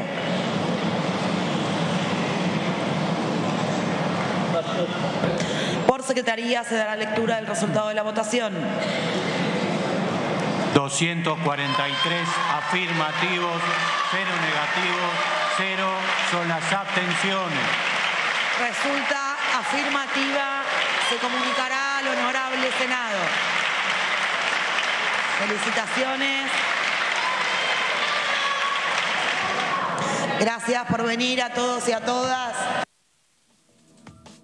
Bueno, ¿de qué se trata este programa Argentina Inclusiva? Mauri, ¿nos contás? Sí, Argentina Inclusiva, uno de los proyectos, el primer proyecto aprobado en la última sesión por unanimidad, nadie lo votó en contra, un proyecto elaborado en comisiones que tiene que ver con, una vez más, una capacitación que los agentes públicos del Estado Nacional, esto es Poder Ejecutivo, Poder Legislativo y Poder Judicial, que nunca se tiene en cuenta, y es lo más importante en algunos casos a la hora de educar, porque hay gente que tiene mucho poder y está con cargos vitalicios. Igual esto hablamos siempre de empleados que tienen en todos los casos permanencia, pero en el caso de la justicia sabemos que la permanencia la tienen todos. Bueno, en este caso se trata de un proyecto que plantea la posibilidad de educar en temas de discapacidad a los agentes públicos. 243 votos positivos, ningún voto negativo, solamente quienes no fueron a la sesión no lo votaron, o sea que tuvo unanimidad. Establece capacitación obligatoria en derechos de personas con discapacidad para todos los niveles del Estado. Hablábamos ejecutivo, legislativo y judicial. Las capacitaciones las realizará lo que hoy es la Agencia Nacional de Discapacidad, la famosa ANDIS, como se le dice, es una agencia pública que tiene autonomía, pero en el futuro, si otro organismo la reemplaza, no se van a eliminar las capacitaciones, sino que en tal caso cambiará lo que se conoce acá como la autoridad de aplicación. Sigamos con las placas y vemos un poco lo que es este proyecto consensuado en esta Cámara y que va a tener la posibilidad de ser tratado en el Senado, me animo a decir, y sancionado antes de fin de año, y no se me ocurre un gobierno que se meta con este tema, o sea que podemos tener una capacitación por mucho tiempo. Vamos a la placa siguiente, si se puede, así planteamos un poco de qué se trata la Argentina Inclusiva. ¿Qué les parece? ¿Vamos a la otra placa? ¿Qué dicen? Sí, ustedes? sí, sí, estamos de acuerdo. Vamos a la otra Estamos placa. para ir a la otra placa. Estamos esperando acá. Ay, te mete Principios un correctivo, rectores ¿viste? de las capacitaciones. Estos son los principios rectores que tienen que regir, o sea, cómo tienen que estar armadas las capacitaciones. El proyecto de ley de alguna manera los enumera, ¿no? Formación actualizada sobre el modelo social de la discapacidad e interpretación del certificado único de discapacidad. Lo escuchamos ayer a Valdés, el famoso CUD que cada 5 años se le entrega a las personas con diagnóstico de discapacidad. Hay un proyecto de ley sancionado para que quienes tengan una discapacidad irreversible no tengan que renovarlo. Bueno, de todo este tema los agentes públicos tienen que saber. Para mí tiene mucho sentido que exista esta ley, entre otras cosas porque un empleador que tiene a alguien con discapacidad al lado tiene que saber quién determinó esa discapacidad y cómo se renueva esa condición que en algunos casos es permanente, ¿no? Articulación intersectorial y transversal de los organismos competentes en la implementación de políticas públicas inherentes al modelo social de discapacidad. Parecen frases hechas, pero de alguna manera tenemos que lograr que la gente entienda de que tiene poder dentro del Estado estas cuestiones. Diseño transversal de políticas públicas, el respeto a la dignidad inherente, la autonomía individual, incluida la libertad de tomar propias decisiones y la independencia de las personas, y la no discriminación. Todavía hay gente que cree que los discapacitados son como niños que no pueden tomar sus propias decisiones. Sí, las pueden tomar, tienen algunas dificultades, pero las pueden tomar. Entonces, bueno, aunque parezca redundante, a veces habría que capacitar a los empleados, en realidad a los agentes públicos, para que entiendan eso, ¿no? Viste que se habló mucho, yo me acuerdo también del tema discapacidad cuando se se aprobó el proyecto de la interrupción voluntaria del embarazo y cómo en ese caso podía una mujer con algún tipo de discapacidad prestar consentimiento para una interrupción voluntaria del embarazo y por el contrario también para algunas prácticas de control de natalidad. Y en este caso, por ejemplo, no sé, algunas que requieren una cirugía. Y explicaban esto precisamente. Claro que pueden prestar su consentimiento, no son personas que no están dotadas de ninguna autonomía, seguramente requieran, qué sé yo, que se los expliquen de una manera especial. En cada caso requieren un tratamiento diferente, claro, un diálogo diferente, claro, según la discapacidad. Seguro. Pero bueno, no es que no pueden decidir, y eso tienen que tenerlo claro también quienes de pronto sean empleadores o tengan que tratar de un lado de una ventanilla con una persona con una discapacidad. Participación e inclusión plenas y efectivas en la sociedad. Estos son principios rectores de las capacitaciones que tendría que haber. Igualdad de oportunidades y la accesibilidad universal, el acceso a todos los derechos. Esto también tienen que tener claras las capacitaciones. Las funciones de ANDIS, esto sería las funciones de la autoridad de aplicación. Hoy pongo la Agencia Nacional de Discapacidad, podría ser otro en el futuro. Al momento de definir las capacitaciones, tiene que crear una mesa de coordinación administrativa del programa Argentina Inclusiva, y definir los contenidos curriculares de la capacitación en la temática del modelo social de discapacidad y del CUD. O sea, de alguna manera tiene que crear un ámbito interdisciplinario la ANDIS para hacer estas capacitaciones y llevarlas a cabo, y también certificar la calidad, o sea, saber que cada organismo las está haciendo correctamente, porque si no, no hay contralor y cualquier organismo capacita como se le ocurra. Eso no puede ocurrir, tiene que haber una bajada de línea fuerte de cómo capacitar, no solo qué, sino también cómo articular en los organismos del Poder Ejecutivo competentes, esto son las funciones de la autoridad de aplicación, y asegurar la convocatoria y participación de la sociedad civil, o sea, quienes quieran colaborar con las capacitaciones, universidades, ONGs, sindicatos, deberían ser incorporados a estas líneas curriculares de, recordemos, el proyecto Argentina Inclusiva, que es capacitar a los agentes públicos y funcionarios en cuestiones de discapacidad. Sigamos un poco con lo que es este proyecto, que fue aprobado, recordemos, en la última sesión y va a ser, me animo a decir, sancionado antes de fin de año. Elaborar y transmitir los contenidos según la accesibilidad y diseño universal, publicar y difundirlos, esto tiene que hacer la ANDIS cuando esta ley sea sancionada, e implementar campaña de difusión y concientización, o sea, la importancia de esta capacitación a agentes públicos para que no haya nunca más una persona con poder de decisión dentro del Estado que no sepa tratar a una persona considerada con capacidades diferentes. Yo siempre hago el mismo ejemplo, que las diferencias físicas terminan siendo aceptadas, ¿no? O sea, todos aceptamos que de pronto alguien tenga que bajar la cabeza porque no entre en un colectivo, o alguien no llegue a determinados lugares. Bueno, en este caso debería ser una capacitación para llegar a lo mismo. Garantizar equipos profesionales interdisciplinarios. También la ANDIS tiene que garantizar que exista personal idóneo para hacer las capacitaciones. Diseñar y publicar una guía de capacitación en formato accesible para que también pueda ser vista por personas que tengan alguna discapacidad. O sea, que tiene que ser también acorde a el objetivo, el material. 180 días después de que se sancione tienen que empezar las capacitaciones. O sea, si esto es ley antes de fin de año, me animo a decir, en mediados del año que viene, gobierne quien gobierne, se tiene que empezar a realizar esta capacitación. Y como la aprobaron todos los partidos políticos, me animo a decir que en 6 meses vamos a ver capacitaciones en todos los ámbitos públicos de la Argentina. Se invita, como siempre, a las provincias si quieren adherirse. Las provincias tienen muchos más empleados públicos que la Nación. O sea que si los empleados públicos de la Nación, pero una provincia tiene más empleados públicos de la Nación, no solamente sumadas. O sea que si los empleados públicos de las provincias no se adhieren o no imitan esta conducta, va a haber una diferencia. Va a haber la persona con discapacidad que haga un trámite en su provincia, se sienta de una manera y en la Nación se sienta de otra. Ojalá se adhieran. Lo mismo, algo que le gusta mucho a la señorita Melina Fleiderman, que es los casos de la adhesión del sector privado mediante lo que se conoce como discriminación positiva. En este caso, nunca se hacen eco de estas políticas. ¿Cómo? Que nunca se hacen eco de estas políticas. No les gusta. En este caso sería ver en los sectores privados, los convenios colectivos. ¿Se puede capacitar en estos temas? Hay que ver por qué, Obvio porque que hay se que ver puede. si al empleado lo hace en horario laboral, no lo hace en horario laboral. Digo, por ahí los privados te empiezan a objetar todo esto. No te estoy diciendo por qué dicen que no, te estoy diciendo que yo pienso Pero si eso. todavía no le preguntamos, por ahí dice que sí. Pero he escuchado. ¿Has escuchado ya? Sí, ¿Todavía sí, no es ley? sí. ¿Ya dijeron que no? No, en otras capacitaciones escuché que hubo otras capacitaciones previas. Como varias, periodista sí. parlamentario Ambiente, sabes que sí. hubo una en ambiente que es Yolanda y una en género que es Micaela. Bueno, en esas la objeción del sector privado era ¿por qué usar horas de trabajo? Después te sigo contando después de la tanda. Sí, tenemos que hacer una brevísima pausa. ¿Te parece que Me parece correcto. Si parece bien, ¿estás de acuerdo? Estoy de acuerdo. Si no, vamos a Si no, solicitar seguimos, una capacitación para que todos entendamos las órdenes de nuestra querida Mabel. Y no se pueden negar. No se puede, ¿eh? No. Es así. Ya venimos.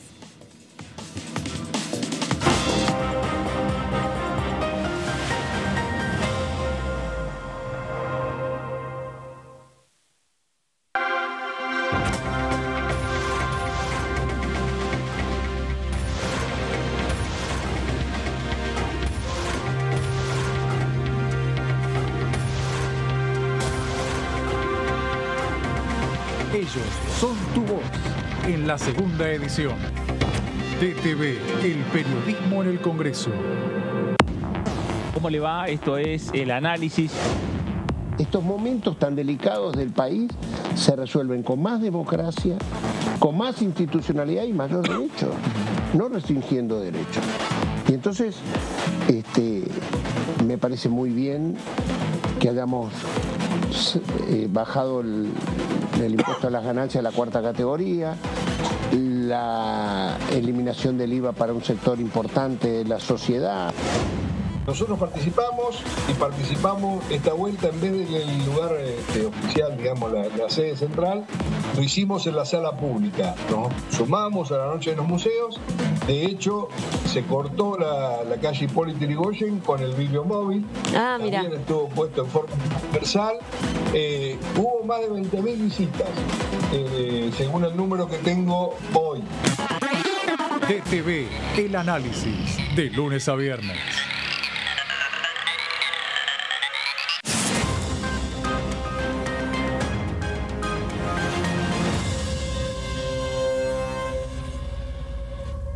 Hiciste la colimba entre 1975 y 1983. Tu testimonio aún puede ser clave para hacer justicia. Lo que hayas visto y oído en dictadura es un aporte fundamental para llegar a la verdad. Para más información, entra a argentina.gov.ar/fuicolimba.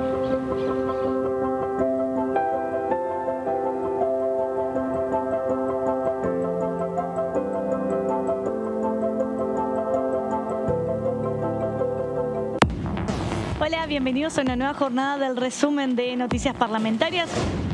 La Comisión de Educación, hoy se reunió entonces la Comisión de Educación que preside la entrerriana Blanca Osuna, comenzó a analizar el proyecto de ley de financiamiento educativo enviado por el Ejecutivo al Congreso el 14 de septiembre pasado. Y quien también estuvo hablando en conferencia de prensa respecto a lo que fue el tratamiento de la comisión es la presidenta de la comisión, la diputada Osuna, que decía lo siguiente. DTV, el resumen, de lunes a viernes.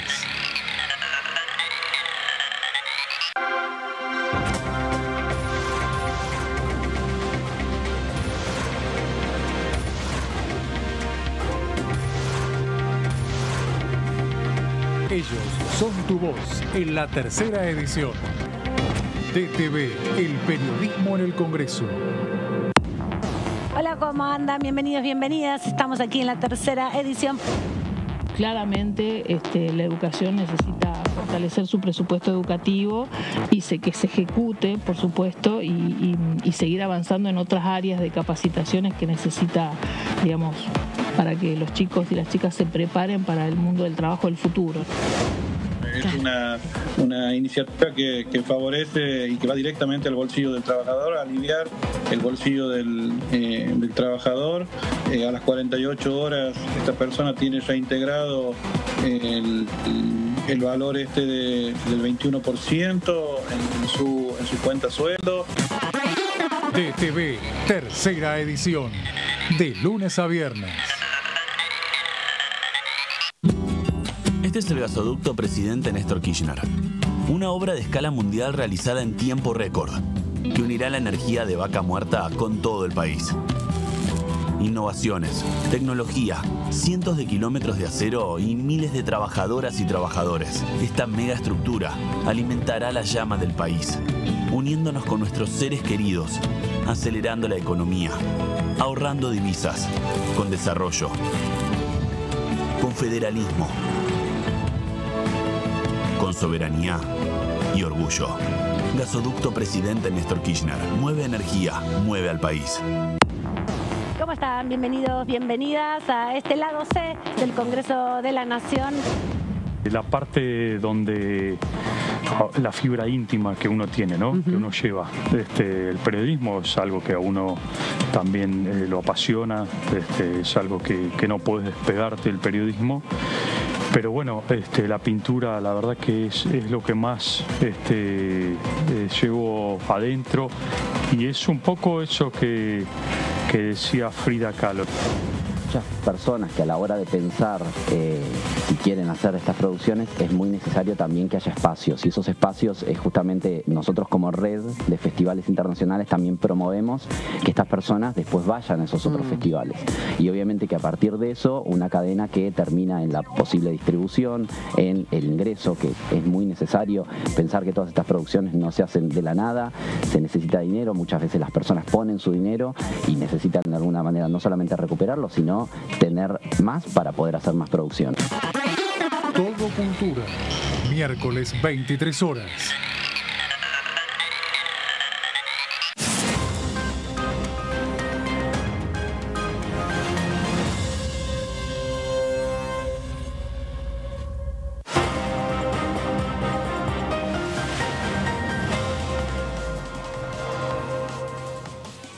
Bueno, acá estamos después de la pausa y estamos hablando de este proyecto de ley que es el programa Argentina Inclusiva, que nos estaba contando recién Mauri, que es interesante porque se da también en un contexto, en un telón de fondo donde claramente las personas que tienen algún tipo de discapacidad vienen contando y vienen impulsando que son segregadas de sus lugares de trabajo, son, digamos, les cuesta mucho más permanecer o ingresar al mercado productivo.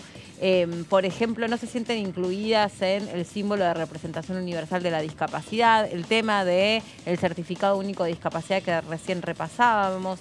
Ya lo compartíamos sobre el otro de los proyectos que también logró la aprobación este año, que tiene que ver con la lengua de señas.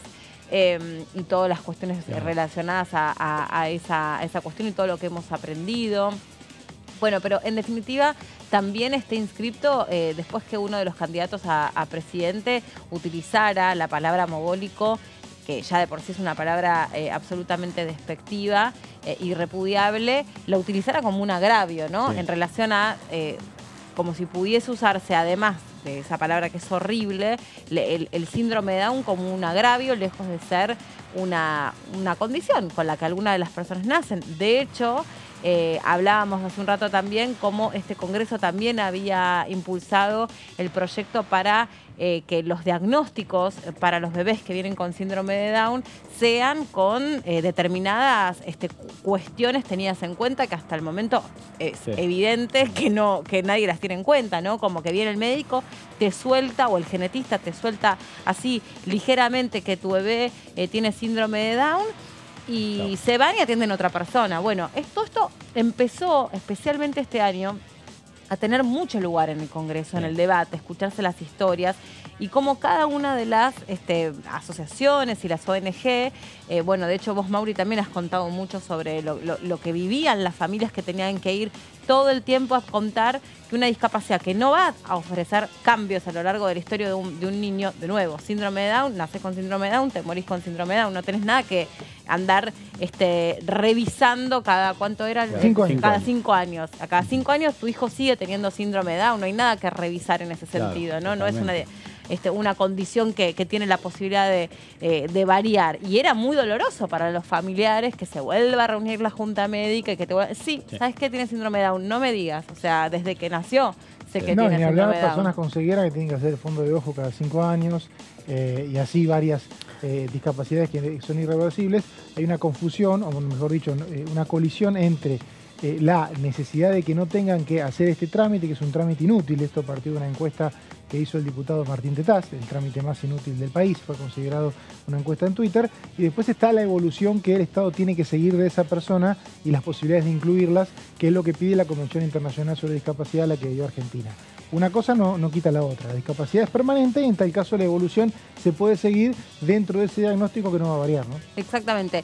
Dentro de este programa Argentina Inclusiva lo que se pretende es que, por empezar, haya una capacitación donde se pueda entender cómo se vive la vida desde la perspectiva de aquel que todos los días sale a la calle con esa discapacidad y tiene que peleársela, ¿no? Con un cordón de la vereda, con un lugar no liberado para estacionamiento, con una silla de ruedas que no pasa por un determinado lugar porque hay un arquitecto que no dimensionó que la silla no pasaba por el lugar, el tema del transporte público, etcétera, etcétera, etcétera. Y, por supuesto, los actos discriminatorios, ¿no? A mí me contaba un periodista que tiene discapacidad que él encontró su primer trabajo a los 28 años recién.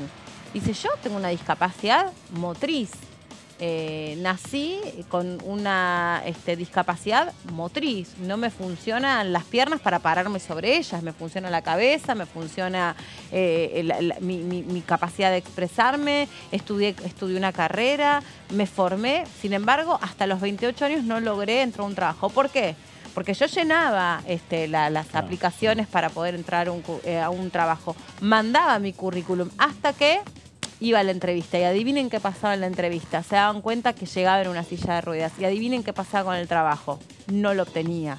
¿Por qué? Solamente por eso.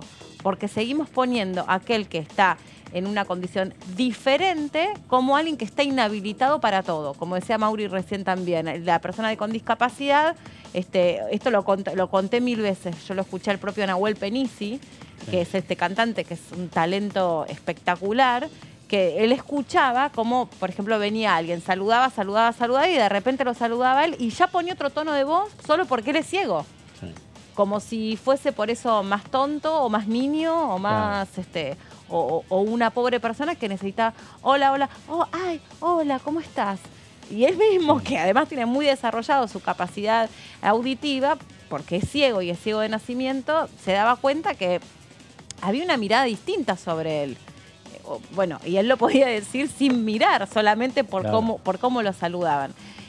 Quiero que compartamos algunos de los testimonios que fueron dando los diputados dentro de el recinto y de hecho hay algunos de ellos que tienen hijos con discapacidad, como es el caso de la diputada Casella. Escuchen. La verdad que soy legisladora, pero al mismo tiempo mamá de Agustina, una joven de 19 años, una joven de 19 años, hermosa, que ha cumplido hace poquito 19 años, que tiene el síndrome de Down.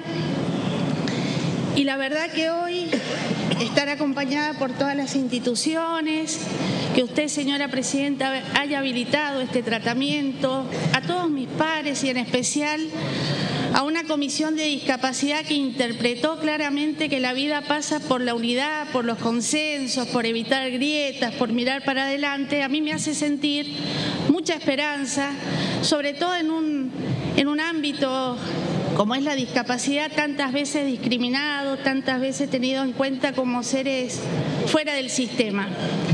Coincido plenamente con lo que ha expresado la diputada de la Sota y el presidente de la comisión. Creo que esta es una ley que viene a fortalecer lo que significa un proceso educativo. Y cuando uno educa a un ser humano, intenta sacar lo mejor de sí, los mejores valores, las mejores cosas y ir dejando de lado lo peor.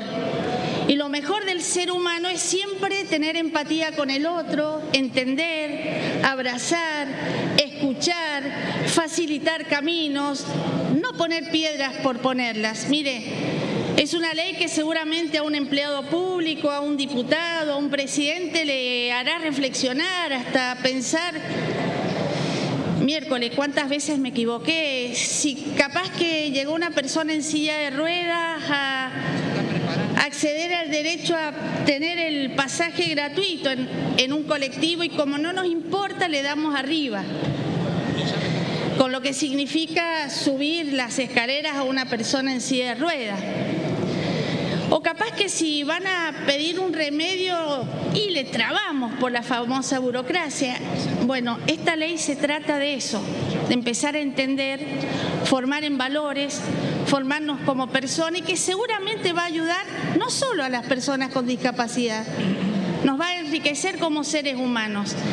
Hay que rescatar que, como decía Natalia, quizás un 15% de la población es o tiene discapacidad, pero a eso hay que sumarle la mamá, el papá, los abuelos, las instituciones, porque hacerle más difícil la vida a esa mamá, a ese papá que todos los días peleamos por nuestros derechos. Y sabe que, ya lo había dicho Natalia, seguramente no va a aparecer un candidato a presidente tratando de mogólico a otra persona con ese odio, esa bronca, ese sentido de discriminación que nos tira para atrás. Y nada menos a esa comunidad que es el síndrome de Down, que debe ser, junto con todas las discapacidades, los seres más nobles, más humanos y más inteligentes que tiene el mundo. Así que, señora presidenta, es un día clave para mirar para adelante. Es un día clave para entender por qué hay un candidato que habla de compatibilidad de haberes. Porque ¿por qué una persona que tiene una pensión no puede acceder a un derecho a trabajar en blanco? Esas son las cosas que hoy marcan este proyecto de ley. Gracias, porque sé que va a ser unánime, y esa es la Argentina que todos queremos. Muchas gracias, señora presidenta, en nombre de mi hija, de todas las instituciones. Vale la pena ser buena gente, vale la pena incluir, vale la pena abrir puertas y no trabarle la vida a la gente. Muchas gracias.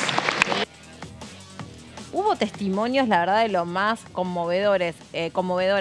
De hecho, el testimonio de esta diputada, ahora vamos a repasar también el de José Luis Gioja, que también tiene un hijo con discapacidad, creo que con síndrome de Down también. Y me quedé pensando que fue una sesión cargada de emotividad, porque estuvo el discurso de Goyán, que hacíamos referencia ayer. Hubo el de la diputada Ahmechea, también de Patricia Burr, del PRO, haciendo referencia a distintas situaciones, ¿no? Pero cómo los aspectos de la vida privada o cotidiana de cada uno de los diputados aparecieron, ¿no? Tal vez como nunca antes en otra sesión. Sí, como cada uno abrió su vida, contó casos o historias de su vida personal. De hecho, que un diputado o una diputada utilice, entre comillas, lo que le pasa o su vivencia, y en ese sentido tratar de impulsar una ley, me parece fantástico. Lo mismo pasó... Sí, hubo muchos momentos emotivos. Es verdad que en esta sesión se dio un poco más que en otras por todos estos casos que vos mencionabas. Estaba, bueno, cuando fue Camila Crescimien en su momento, que había dado Estaba pensando en eso. A fin de año. Bueno, que contemos que ella estaba embarazada de gemelos o de mellizos, no recuerdo exactamente. Cuando fue a dar a luz, un bebito nació con vida y el otro nació fallecido. Y ella tuvo un discurso desgarrador en la Cámara de Diputados en una sesión anterior, cuando se hablaba sobre concientizar en relación a la muerte perinatal y hablaba llorando, y fue tremendo el testimonio, pero también tan valioso, ¿no? Que ella decía, poder pensar cómo queremos que nos traten, cómo queremos que nos acompañen, cómo es para una mamá que nace para tener un bebé vivo y queda en el piso de las mujeres que están dando vida, y tu hijo nació muerto. Entonces, la falta de preparación de los médicos. Físicamente en el mismo lugar, donde supuestamente todo es alegría, vos estás pasando por ese momento. Los llantos de los bebitos en que ella la contradicción de que además eran mellizos, entonces, o sea, esta doble sensación que es peor todavía. Bueno, expuso todo eso, sí, en el contexto del tratamiento de este proyecto de ley que vos decís, Meli. Sí, y así uno ha venido escuchando distintas cuestiones. Cuando fue también la de... Ahora seguimos adelante con los otros testimonios, pero estoy recordando cuando fue el del aborto seguro y gratuito, también lo mismo, muchas diputadas se animaron, se atrevieron a contar sus situaciones personales, cómo, no sé, en algunos casos habían abortado, en algunos casos lo habían pensado pero habían decidido que no, en otros casos lo que contaban simplemente era en alguna charla familiar con alguna hija que los hizo cambiar de opinión. Bueno, ahí me parece que se dan como cosas bien interesantes, ¿no? Según lo que se esté tratando, según lo que se esté legislando, y a veces por el contrario, y salvando las distancias completamente. Me acuerdo el caso que recién lo veía en las imágenes al diputado Cacase, cuando fue que se debatió la ley de las compensaciones a los deudores de créditos UBA. Él también era tomador de un crédito UBA y dijo, bueno, yo en este caso tenía una opinión formada, pero no avancé, no voté, porque claro, es como si hubiese votado por algo que... conflicto de interés que no está legislado. Estaba chequeando porque la ley de la muerte perinatal, la ley Johanna, se sancionó hace menos de un mes en el Senado. Este episodio que vos contabas de la diputada Crescimbeni fue el año pasado, creo que fue en diciembre o en noviembre. Estuvo casi un año esperando para ser tratada porque el Senado tuvo una imposibilidad de juntar mayoría para sesionar. Eso es un problema grave que debería resolverse en las próximas etapas legislativas. Este tema de que antes de una elección tratemos de no sesionar, en el Senado funcionó, por suerte en diputados no, y esta ley recién se promulgó ayer. Claro. Y en el caso de Johanna, justamente otra ley que lleva el nombre propio de una mujer, me acuerdo también perfecto haberla entrevistado a Johanna. Es una chica que ella lo que denuncia es violencia obstétrica. O sea, no solamente una ley que contemple la muerte perinatal, sino todas las violencias que se cometen cuando las mujeres van a parir, independientemente de que ese bebé nazca con vida o nazca sin vida. Sino las cantidades de violencias que se cometen respecto, por ejemplo, de la proporción de las anestesias, el tipo de parto que cada mujer quiere tener, etcétera, etcétera. Pero el caso de Johanna concretamente, solo porque la mencionaba Mauri, me parece que nosotros siempre tratamos de hacer este ejercicio de contar cuáles son las historias detrás de las leyes, sobre todo cuando llevan nombres propios. Es el caso de una mujer que fue a parir, que tenía un embarazo totalmente a término, sin ningún tipo de problema, venía todo bárbaro, ella tenía otros hijos, y al momento que va a parir, ese bebé nace muerto, y ella no la la seguían tratando como una parturienta, ¿no? Y quedó en el mismo piso que el resto de las familias que efectivamente estaban trayendo vida al mundo, y ella estaba con su cuerpo que estaba recién parido, con un bebé muerto, su cuerpo que estaba atravesando todo ese cambio, porque además le hicieron parir, no le practicaron una cesárea, entonces su cuerpo parió un bebé muerto, de modo que todas las cuestiones vinculadas a la preparación biológica para amamantar a ese bebé, para darle la temperatura adecuada, su cuerpo lo siguió viviendo y su bebé no estaba con ella. Claro. Y nadie reparó que ella necesitaba, por ejemplo, que le dieran inmediatamente un tratamiento médico para que dejara de producir leche. La dejaron horas y horas en una sala a donde escuchaba los llantos de los bebés que iban naciendo, y no era el caso de ella. Cero contención psicológica y emocional. No sabía exactamente qué es lo que había pasado, ni que hablar que se pudo haber anticipado esta situación. Por supuesto que ninguna mujer que sabe que su bebé está sin vida quiere parir. O sea, ¿quién quiere pujar un bebé muerto? Es escabroso solo de pensarlo, y no les importó y la siguieron tratando así. El caso de ella fue pululando y pululando y pululando por distintos medios de comunicación hasta que su caso se hizo muy conocido. Pero además fueron un montón de violencias las que ella pasó hasta que esta ley lleva su nombre. Por supuesto que después periodísticamente, ¿no?, tiene el nombre Ley Johanna, Ley Tayel, Ley Justina. Pero bueno, nosotros tratamos de recuperar esas historias porque detrás de estas leyes que pretenden que a ninguna otra mujer le vuelva a pasar esto, está bueno que se recuperen esas historias y que puedan ayudarnos a pensar que a veces cuando pasan cosas muy horribles, muy tremendas, el caso de Nicolás también, ¿no?, de los casos de mala praxis, en general, además, cuando las leyes tienen nombre propio es porque lo que le antecedió es un hecho desafortunado, trágico, horrible, injusto, ¿no? De otra forma, habitualmente... Es un homenaje a las personas que fueron víctimas de algo que se intenta evitar con la ley. con excepción de la ley Yolanda, en ese caso no, porque tiene que ver con una funcionaria que era la primera mujer encargada de las cuestiones de medio ambiente, pero el resto en general encierran mucho dolor estas historias. Pero bueno, vale la pena recuperarlas porque también habla de ese recorrido que van haciendo los familiares y que hablando y uniendo todas las partes, cuando vos hablas de ese consejo que se quiere crear, este Congreso por primera vez empezó a escuchar a las víctimas, ¿no? A las víctimas de delitos, a las víctimas de injusticias, a las víctimas de historias muy terribles.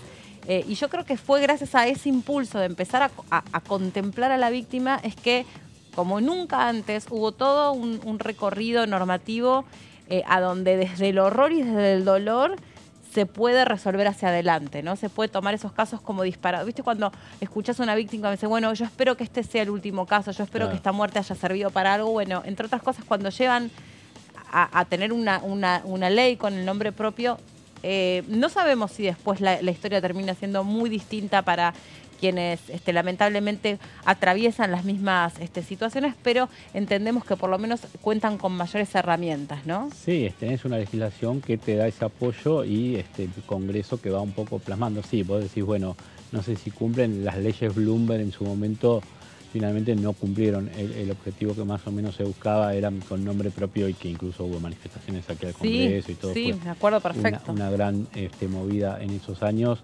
Bueno, esas habían sido las primeras, pero sí, la mayoría de estas últimas que están teniendo estos nombres propios están cumpliendo el objetivo y es una señal de que el Parlamento está atento a estas necesidades de la sociedad. A mí me parece que sí, y sobre todo cuando vienen a las comisiones y tratan de compartir sus experiencias y de pronto, no sé, fue el último caso de las leyes vinculadas al alcohol cero, que vinieron las víctimas de hechos de tránsito y les pusieron caras a las tragedias, fotos y contaban las historias y bueno, después a veces resulta positiva la discusión y se puede generar una reglamentación y a veces no. Bueno, volviendo al tema de Argentina Inclusiva, escuchamos ahora el testimonio del diputado Gioja. La verdad que no iba a hablar en la mañana de hoy sobre este tema, pero siento la obligación de hacerlo, presidente.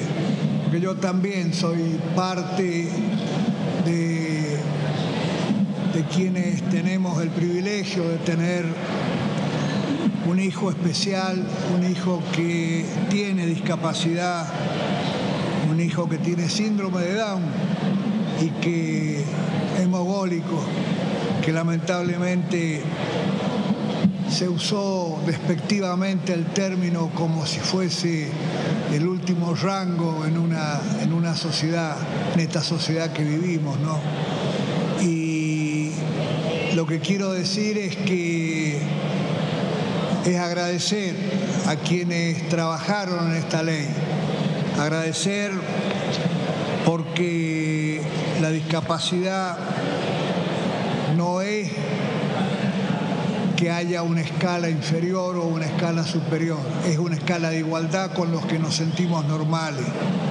A veces algunos tipos de discapacidades hacen mejor que algunos que se miran en el espejo todos los días y se creen bonitos y creen que por ser bonitos, por caminar bien o van a tener algún privilegio más, y esto no es así. Y agradecer a quienes trabajaron también en propuestas que en el caso de nuestro frente, que estamos próximos a una elección, la ha definido muy bien. Las pensiones no son obstáculos para tener un trabajo digno o un trabajo de cualquier tipo, como lamentablemente está pasando.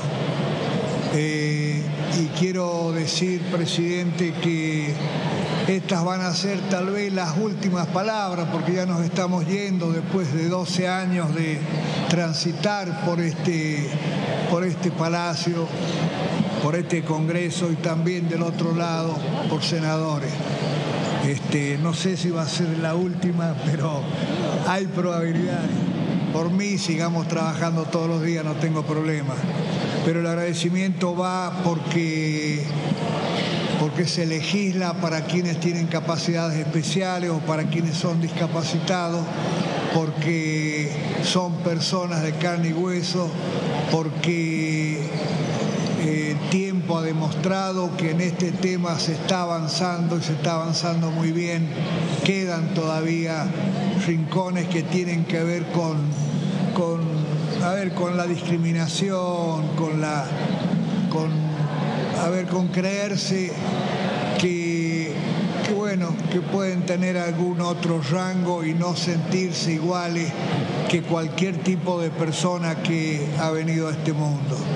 Y quiero terminar, presidente, diciendo lo que alguna vez dije acá: los que tienen alguna discapacidad mental o física, como es mi caso, creo que todo lo que les falta de raciocinio, todo lo que les falta de poder hablar bien, los reemplazan con una sonrisa, los reemplazan con un abrazo, con un apretón de mano, en definitiva los reemplazan con el corazón, y eso es muy bueno para todos. Ay, sobre todo pensar, ¿no? Para ese papá, como Gioja, para la otra diputada que hablaba antes, ¿no? Escuchar que Castells, gracias, Mabe, porque no he hablado muchas veces con ella, por eso no tenía tan presente su nombre. Escuchar que alguien hable con ese desprecio, ¿no? Es de alguien que tiene síndrome de Down. La palabra mogólico es una palabra que para mi gusto, ¿no? Refleja tanta ignorancia y tanto desprecio.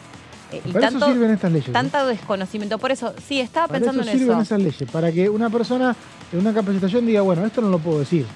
Si lo dije alguna vez, no lo puedo decir, porque lo que pasó con el candidato presidencial que dijo eso, que es el actual diputado Javier Milei, él dice, bueno, pero yo no hacía política, no era candidato a diputado, y cometía errores porque los errores, bueno, está bien, vamos a darle la derecha. Ahora, con esta ley, que él también votó, hay que decirlo, nunca más una persona con posibilidad de tener un cargo público o una persona que trabaja en el Estado podría hablar así, porque la capacitación misma te lo impediría, ¿no?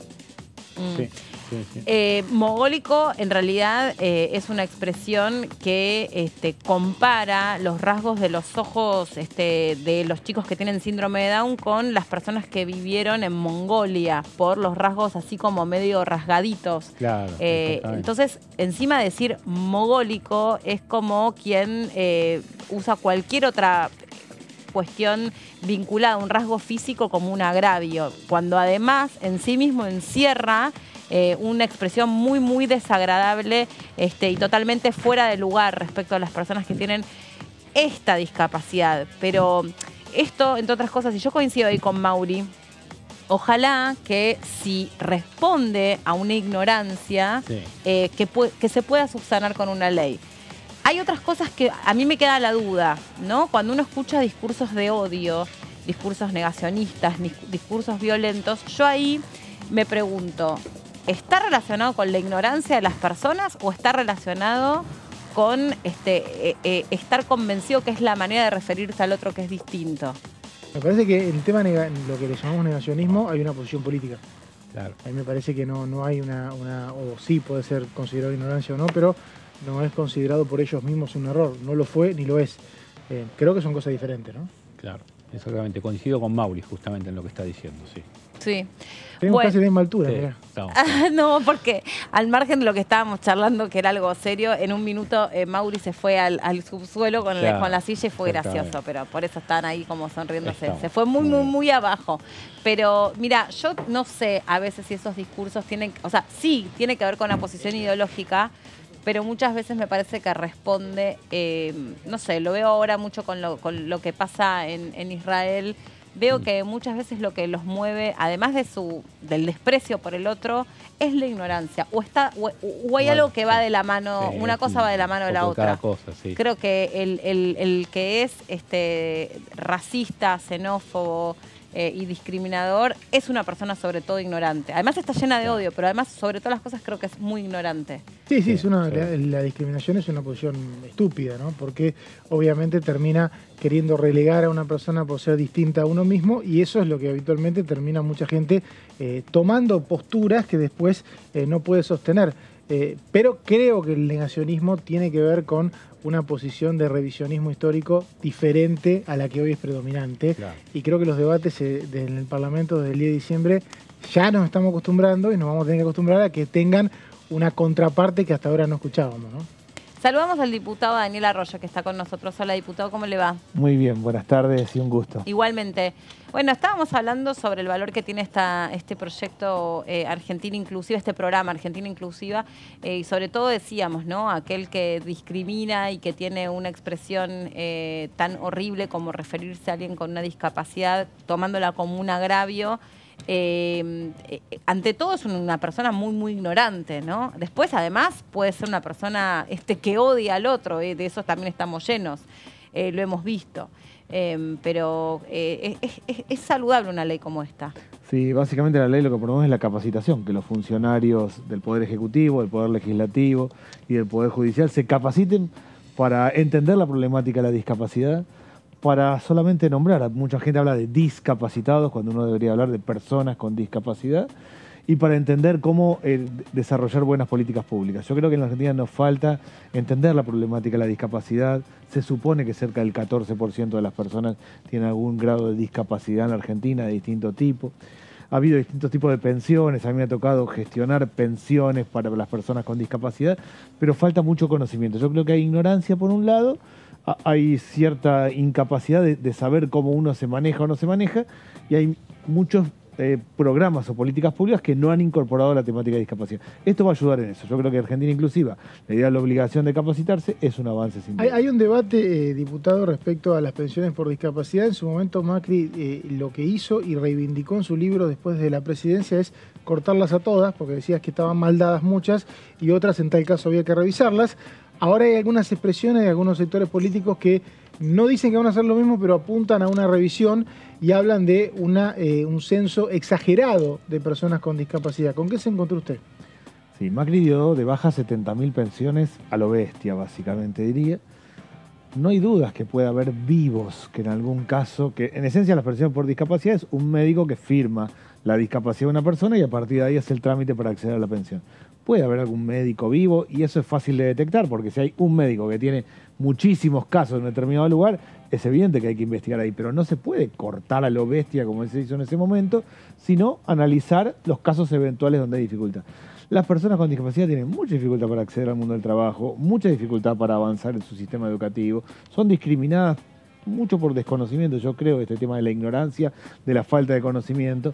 No se puede hacer como se hizo en el periodo de Macri. Si algo se ha aprendido es que hay que hacer racionalmente. Yo creo que hay una forma de evaluar donde hay situaciones que no son correctas, es ir por el lado de los médicos. Si hay un médico, si los médicos en promedio determinan 10 casos de personas con discapacidad y le dan pensión, y el médico Juancito tiene 2.000 casos, bueno, hay que evaluar ahí. Pero son casos puntuales, estamos hablando de un universo de gente con dificultades. Yo espero que nadie se tiente a hacer lo de Macri, que era cortaba y después veía. Yo me acuerdo también todas las dificultades. Usted se tiene que acordar mejor porque le ha tocado seguramente ocuparse de algo de todo esto. La lucha de las personas con electrodependencia en los cortes de luz. ¿Qué le corresponde? ¿Qué no le corresponde? ¿Viste? Cuando te dan respuestas automáticas, decís, bueno, pero yo no puedo. Y la diferencia entre vivir o no vivir. Claro. El electrodependiente, en esencia, necesita tener la provisión de energía permanente todo el tiempo. Nosotros en nuestra casa nos quejamos si alguien nos corta la luz, pero podemos seguir funcionando. Claro. Exacto. No es el caso del electrodependiente. Y ahí se hizo un listado, se hicieron registros, las empresas cortaban de cualquier manera. Yo me acuerdo, había toda una pelea. Las prepagas mirando para otro lado, con los traslados. Todo el mundo mirando para otro lado, porque implicaba un costo adicional que no lo tenían pensado. Pero hay cosas que hacen a la subsistencia, a lo básico. El electrodependiente, en esencia, necesita provisión de energía permanente. El resto, lo que no necesitamos, nos vamos a enojar si nos cortan la luz, porque es un lío. Se puede perder en la heladera, pero no pasa de ahí. Al otro es determinante. Todo eso se ha ido mejorando. Hoy la tecnología juega a favor. Hay muchas buenas bases de datos en el Estado. Hoy es fácil detectar dónde hay dificultades, dónde hay casos raros con discapacidad o dónde hay electrodependientes que tienen que seguir sí o sí. Si además cruzas la condición de discapacidad con pobreza, o sea, con alguna otra desigualdad, pues ya tener una condición de discapacidad te pone en un lugar de desigualdad. ¿lo cruzás con otra más? La pobreza siempre complica todo. Los jóvenes la tienen complicado en general, los jóvenes pobres más. Las mujeres para conseguir trabajo la tienen difícil, las mujeres pobres más. La persona que es electrodependiente, en términos generales, la tiene difícil. El que tiene algún ingreso podrá tener algún tipo de generador eléctrico, el que no, peor. O sea, la pobreza siempre complica más las cosas, claramente. Y hablando de todas estas cuestiones y de esta última sesión, que tuvo un fuerte contenido, ¿no? Atravesado por una realidad súper dolorosa, porque, bueno, la guerra en Medio Oriente, la cuestión también del dólar, que estaba trepando a lo loco, que sigue trepando como loco, pero en ese momento era como el día del pico. Casi 1000 pesos. Y en el medio, los discursos estos, para mi gusto, súper conmovedores de Goyán, también la intervención que tuvo Marino. Bueno, fue una sesión muy especial, ¿no? Teñida como de historias personales. Sí, yo primero creo que hay que entender que terrorismo de Estado es algo distinto al resto y eso no es admisible, está fuera de la caja democrática. No es posible negacionismo en la Argentina. El terrorismo de Estado significa que el Estado entre a la casa, torture, haga desaparecer personas, se lleve personas, niños, bebés y los entregue. Eso el Estado no lo puede hacer. Si alguien, si una organización civil, armada, privada, comete delitos, tiene que ser juzgado por eso. Pero el Estado no puede entrar a la casa de alguien y apropiarse. Lo que contó Goyán, como tantos otros, fue la tortura. El Estado... ¿Ustedes sabían esa historia de Daniel Goyán? Yo lo sabía de él en particular. Yo sí he recorrido la ex ESMA. Recomiendo a todo el que quiera hacerlo. El recorrido de cómo vivían es impactante.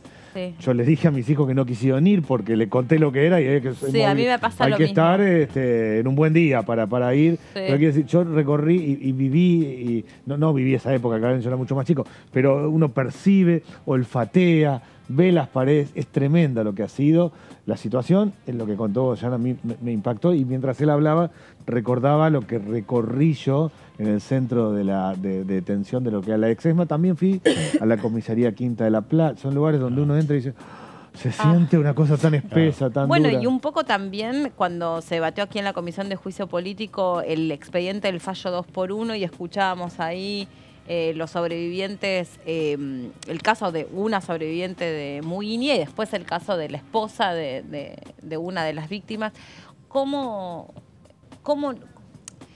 digamos, la dimensión del dolor en carne propia y cómo te tiene que ayudar a reflexionar, ¿no? Yo pensaba en ese juez o esa jueza que termina entendiendo que un represor podía gozar de un beneficio, no dimensionó que esto le iba a provocar un revivir de ese dolor tremendo a las víctimas. Y el dolor provocado por el Estado, porque hay casos de inseguridad, claro que tiene que actuar la justicia, pero que el Estado, que es el que tiene que cuidar, que la policía, las fuerzas de seguridad, que son las que están para cuidarte, entren, atropellen, violen, generen todas las atrocidades, hagan desaparecer personas, eso no se puede.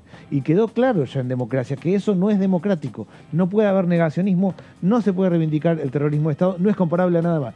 Todo el resto tiene que ser juzgado y toda víctima necesita ser acompañada claramente de la situación que sea. Pero terrorismo de Estado no es posible. El Estado no puede hacer eso y por eso para mí es impactante que algunas fuerzas reivindiquen el terrorismo de Estado. Eso claramente está fuera de la caja democrática. Todo el resto se puede discutir. Uno puede gustar más, menos, tal gobierno, tal política pública, economía más abierta, menos abierta. Todo eso es discutible. Terrorismo de Estado no es discutible. Perdón, una cosa más.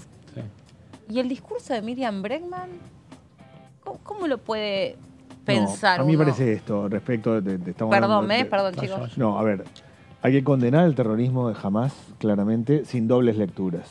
Hay que condenar a quien entra, justamente, se lleva a bebés, niños, entra, tortura, mata, lo lleva al territorio. Eso hay que condenarlo. Después se puede hacer todo un debate sobre la historia, el proceso, las tensiones y la resolución de Naciones Unidas. Pero lo primero que hay que ser claro es, hay que condenar. Eso es terrorismo, tiene que ser condenable claramente, es una atrocidad que no puede suceder.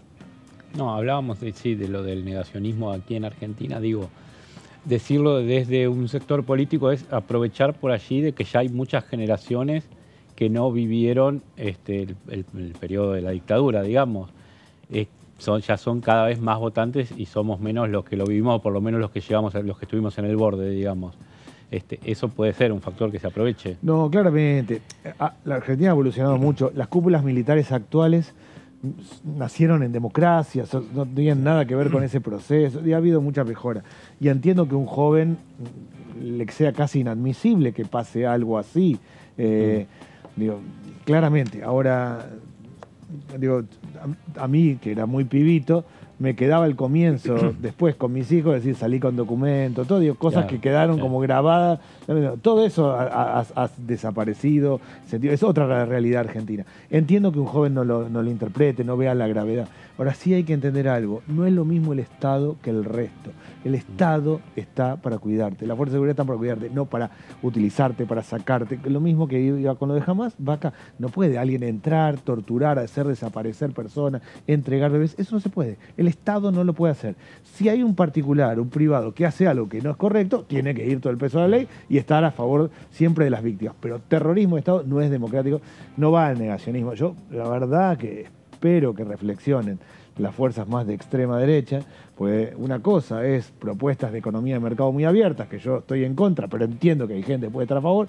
Otra cosa es negacionismo, terrorismo de Estado, eso no es admisible. Diputado, vicepresidente segundo de la Comisión de Educación, hay un proyecto para aumentar el monto mínimo a invertir en la educación, que pasaría de 6 a 8 puntos del PBI, con algunos requisitos en la educación inicial y también en la educación universitaria. ¿Qué opina de la ley en su conjunto? Sí, estoy de acuerdo.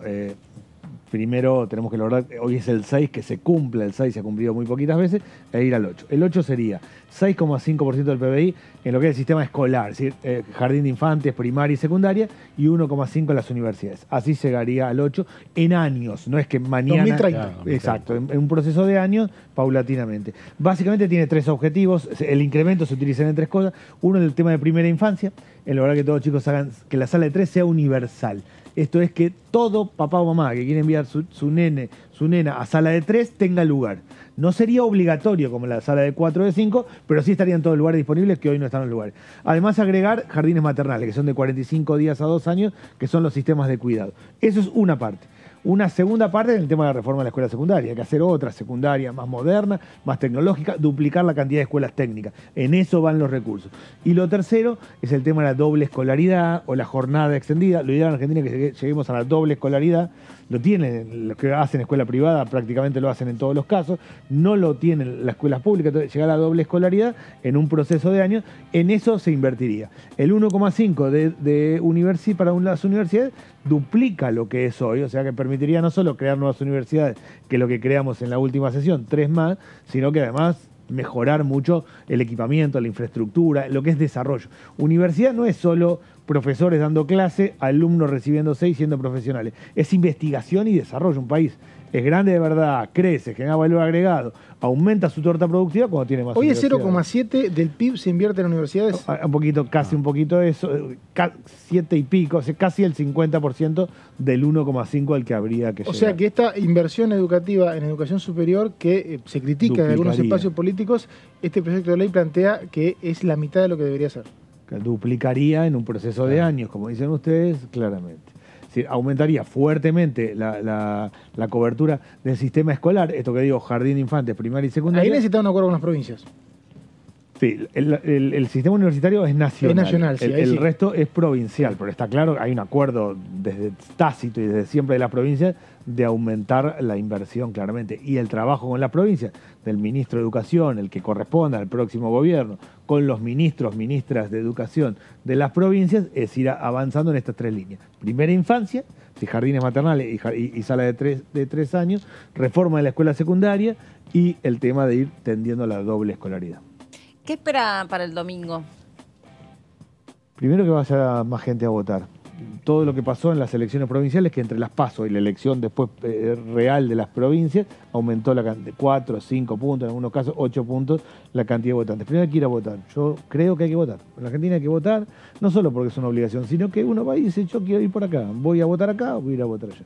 Yo espero que nuestra fuerza, Unión por la Patria, Sergio Massa, esté en el balotaje. O sea, que el domingo a la noche, creo yo que vamos a terminar teniendo un balotaje. Me parece difícil que gane en primera vuelta, puede suceder, pero no es tan fácil ganar en primera vuelta en Argentina, y que Sergio Massa esté en el balotaje. Y que vayamos a una elección en noviembre, ya donde hay 2 proyectos definidos del país y la gente vote. Creo que hemos mejorado, Unión por la Patria, Primero fue una campaña más ordenada en relación con los gobernadores, con los intendentes. Hubo medidas reales al bolsillo, la devolución del IVA, lo de ganancias, los bonos, en un contexto difícil de suba de precios. ¿Eso a futuro no va a complicar a un próximo presidente esas medidas? El próximo presidente, el que sea, tiene que hacer un plan antiinflacionario primero que nada. El problema acá es la inflación. En esencia, es el pan arriba de 1.000 pesos, la leche arriba de 450 y el kilo de asado arriba de 3.000 pesos. Y que cuando sube el dólar, y lo que pasó estos últimos días, de vuelta y remarcación. Yo entro a cualquier comercio y le pregunto, ¿te vino la lista nueva? ¿Cómo es? Y todos me dicen, me vino tanto, aumentó tanto, aumentó tanto. Y eso que el dólar que subió no es el oficial. No, bueno, pero y cuando el dólar oficial subió el 20%, que fue después de la elección de agosto, de vuelta una disparada. O sea, creer, la idea de que el dólar blue son 4 personas nada más, es cierto en Argentina, pero en términos prácticos eso va a precio siempre. O sea, discutir eso es como discutir el sexo de los ángeles. Nosotros tenemos que encontrar un mecanismo para equilibrar los tipos de cambio, claramente. Hay que hacer un plan antiinflacionario, yo creo que es la tarea del próximo gobierno. Si no, digo, es mejor tener un bono, es mejor tener ingresos a no tener, pero siempre corremos detrás del problema de la inflación. Digo, y ahí decía Meli, ¿no?, en cuanto a la elección del domingo. Ahora, a nivel parlamentario, ¿qué puede venir en esta especie de transición, o si hay balotaje, o si se define todo, es otro escenario? Digo, ¿cómo se imagina de acá al 10 de diciembre, por lo menos? Si se define ahora el domingo y hay una fuerza que gana, se va a reconfigurar el Parlamento. Yo creo que vamos a una nueva coalición parlamentaria de quien gane. Si gana Sergio Massa, claramente va a ser un gobierno de unidad nacional y eso va a tener que verse reflejado en el Parlamento. Y si gana otra fuerza política, hará otro tipo de conformación de alianza parlamentaria. Yo entiendo que de acá es muy distinto. Si hay un presidente el domingo a la noche, claramente tendrá la prioridad para presentar proyectos, ideas, y deberá tratar el presupuesto que quiera presentar. Si no, seguiremos en esta situación hasta el 19 de noviembre, pero sí yo creo que tiene prioridad quien gane, me guste a mí o no quien gane, de que fije el presupuesto, que mande las pautas, los cambios. Hay que hacer leyes económicas profundas, estructurales en la Argentina. Tiene que tener la prioridad quien tiene legitimidad, que sea el próximo gobierno. Espero yo que sea Sergio Massa. ¿Qué no votaría nunca de un próximo gobierno que no sea el que usted espera? ¿Qué nunca votaría? Primero, yo nunca votaría algo que adopte el negacionismo como regla, jamás. Para mí eso es una regla democrática, no, claramente. Y segundo, nada que implique ajuste en términos de quitar condiciones a gente que ya la está pasando muy mal verdaderamente. Para mí el negacionismo es algo que está fuera de la caja democrática. Yo soy claramente democrático, soy hijo de la democracia, como la inmensa mayoría de los argentinos, no voto en nada que no sea democrático. Y segundo, vería con mucho cuidado las leyes económicas que se envíen. Sí creo que corresponde a quien tenga legitimidad y gane presentar un presupuesto. Eso me parece que es absolutamente lógico, aunque a mí no me gusta el presupuesto. Yo era diputado de la oposición cuando Macri envió un presupuesto que a mí no me gustaba. Nosotros, formaba parte yo en ese momento del Frente Renovador, ¿lo votaron? No, nos abstuvimos, que fue una forma de darle la posibilidad de que tenga presupuesto. El gobierno que corresponda tiene que tener presupuesto, eso creo claramente. Si yo estoy muy en contra de ese presupuesto y es un gobierno que no coincido en nada, sí, me abstendré. Y cambiarás los artículos que pongan. Ahora, tiene que tener presupuesto un gobierno, sin lugar a dudas es así, y va a tener legitimidad, me guste a mí o no quién va a gobernar. Usted dijo que el próximo presidente, sea quien sea, lo que ante todo tiene que tener es un plan antiinflacionario. Ahora, esa expresión viniendo de la fuerza política cuyo candidato es el ministro de Economía, me obliga a preguntarle por qué no lo tuvo como ministro de Economía. Sí. ¿Qué pasó? ¿Qué falló? Yo creo que ningún país lleva adelante un plan antiinflacionario en los últimos meses de gobierno. No el presidente Alberto Fernández, el que fuera. Todas las experiencias que hay en la Argentina con el plan austral y la convertibilidad y en el resto de América Latina son planes que se llevan adelante con un gobierno iniciando, no con un gobierno cerrando su etapa. No hay manera de hacerlo. O sea, objetivamente no habría manera en este tiempo de encarar un plan antiinflacionario en el medio proceso electoral. Sí va a tener quien gane la legitimidad para poder hacerlo. Ahora, ese plan puede ser ordenado, equilibrado, cuidando los 1.900 productos que son la canasta básica, cuidando las condiciones de los que menos tienen, los más pobres, los jubilados, o puede ser a lo bestia, dinamitando todo. Yo no creo en las cosas a lo bestia, dinamitando todo, porque creo que dinamitan todo y justamente con eso se aumenta la pobreza y aumenta la desigualdad. Ahora sí me parece que requiere de tantas leyes económicas, tantas políticas articuladas, tantos cambios en el proceso económico argentino, donde hay mucho para cambiar, que solo lo puede hacer un gobierno que tenga mucha legitimidad. El gobierno, cuando gana, el presidente o la presidenta que gane, va a tener la legitimidad para poder hacerlo, sin lugar a dudas. Y en eso si a mí me tocara ser diputado de la oposición, es decir, si ganara una fuerza política en la que yo no creo y no estoy de acuerdo, sí creo que hay que facilitarle que tenga presupuesto para encarar su programa de gobierno, porque fue votado para eso. Y ahora, ¿frente a qué país estamos que el candidato que más votos sacó elige en el debate presidencial negar el terrorismo de Estado? Sigue diciendo que va a dolarizar la economía, sigue diciendo que hay que ir hacia una expresión muy, muy reducida del Estado, o sea, y la gente va y lo vota, ¿no? La gente suscribe eso. ¿Frente a qué país estamos? ¿Qué les pasa a los argentinos? No, yo creo que estamos en términos generales agotados, agobiados, cansados, enojados y nos cuesta mucho la vida diaria. Al que le alcanza la plata y al que no le alcanza. Es muy agobiante la situación argentina, muy difícil, muy compleja. Eso hace que mucha gente diga, yo quiero un cambio, como sea quiero un cambio. Y voto lo que sea. No creo que la gente que votó a Milei esté votando la dolarización o esté votando la venta de órganos o de bebé o sea negacionista. No lo creo eso. Creo que hay gente que está cansada, agotada, que no aguanta más y dice, basta, hay que hacer otra cosa. Claro, ahora, están desencantados. Sí, pero profundamente, no con el gobierno tal, con el ministro A o B. Sí, desencantados de la política. Profundamente, claro. En eso, yo creo que hay que pensar, la Argentina no podemos seguir como estamos, tenemos que hacer otra cosa, eso no hay duda. El debate es si el cambio es equilibrado y ordenado, y para mí eso es Sergio Massa, es equilibrio o es a lo bestia dinamitando todo. Lo que pasa es que al cambio como cambio apuestan. Patricia Bullrich, que es la palabra que más usa, ¿no? Sí, en su discurso y en su propaganda, y ustedes interrúmpanme lo que quieran, yo estoy así medio como dándole las espaldas, pero porque lo estoy viendo el diputado, y Javier Milei. Pero Sergio Massa, yo no lo escuché tanto, capaz que, no sé ustedes qué piensan, pero no escuché tanto que use la palabra cambio, o por ahí no está transmitiendo que él trae eso. Cuando se plantea, por ejemplo, subir al 8 puntos del sistema educativo, es un cambio profundo. Y un cambio en la escuela, y contiene un cambio en la escuela secundaria profundo. Y yo misma me desdigo, porque él dijo que él no conservaría prácticamente ningún ministro. Sí, me parece que la sociedad lo que está diciendo es hay que hacer otra cosa. El debate es qué otra cosa hay que hacer, qué tan equilibradamente y qué conservamos de lo que hay. El hecho de que haya escuelas en todo el lugar del país es una buena cosa. Tenemos problemas serios de salud pública, pero la salud pública existen los hospitales. Eso hay que conservarlo y mejorarlo.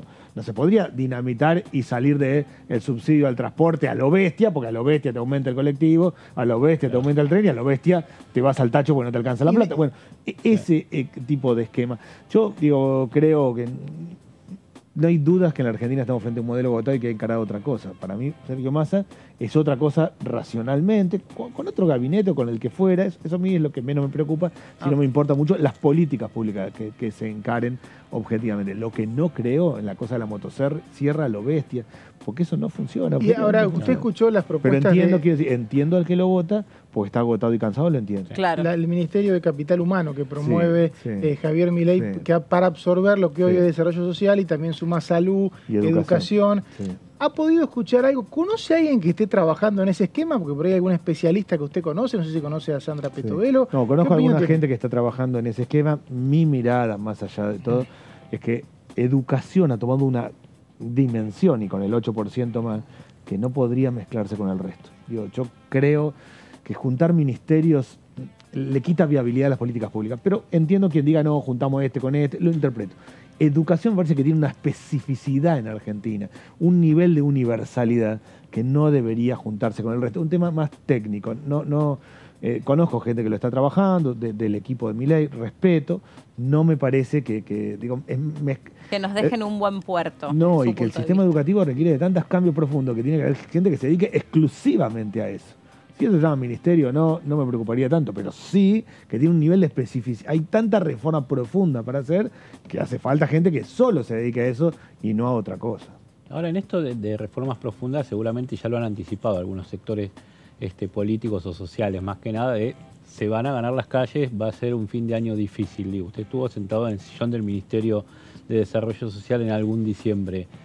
¿Cómo ve estos escenarios y cómo se maneja y cómo se vive eso desde ahí? Estuve en el diciembre de la pandemia y realmente eso era desesperante.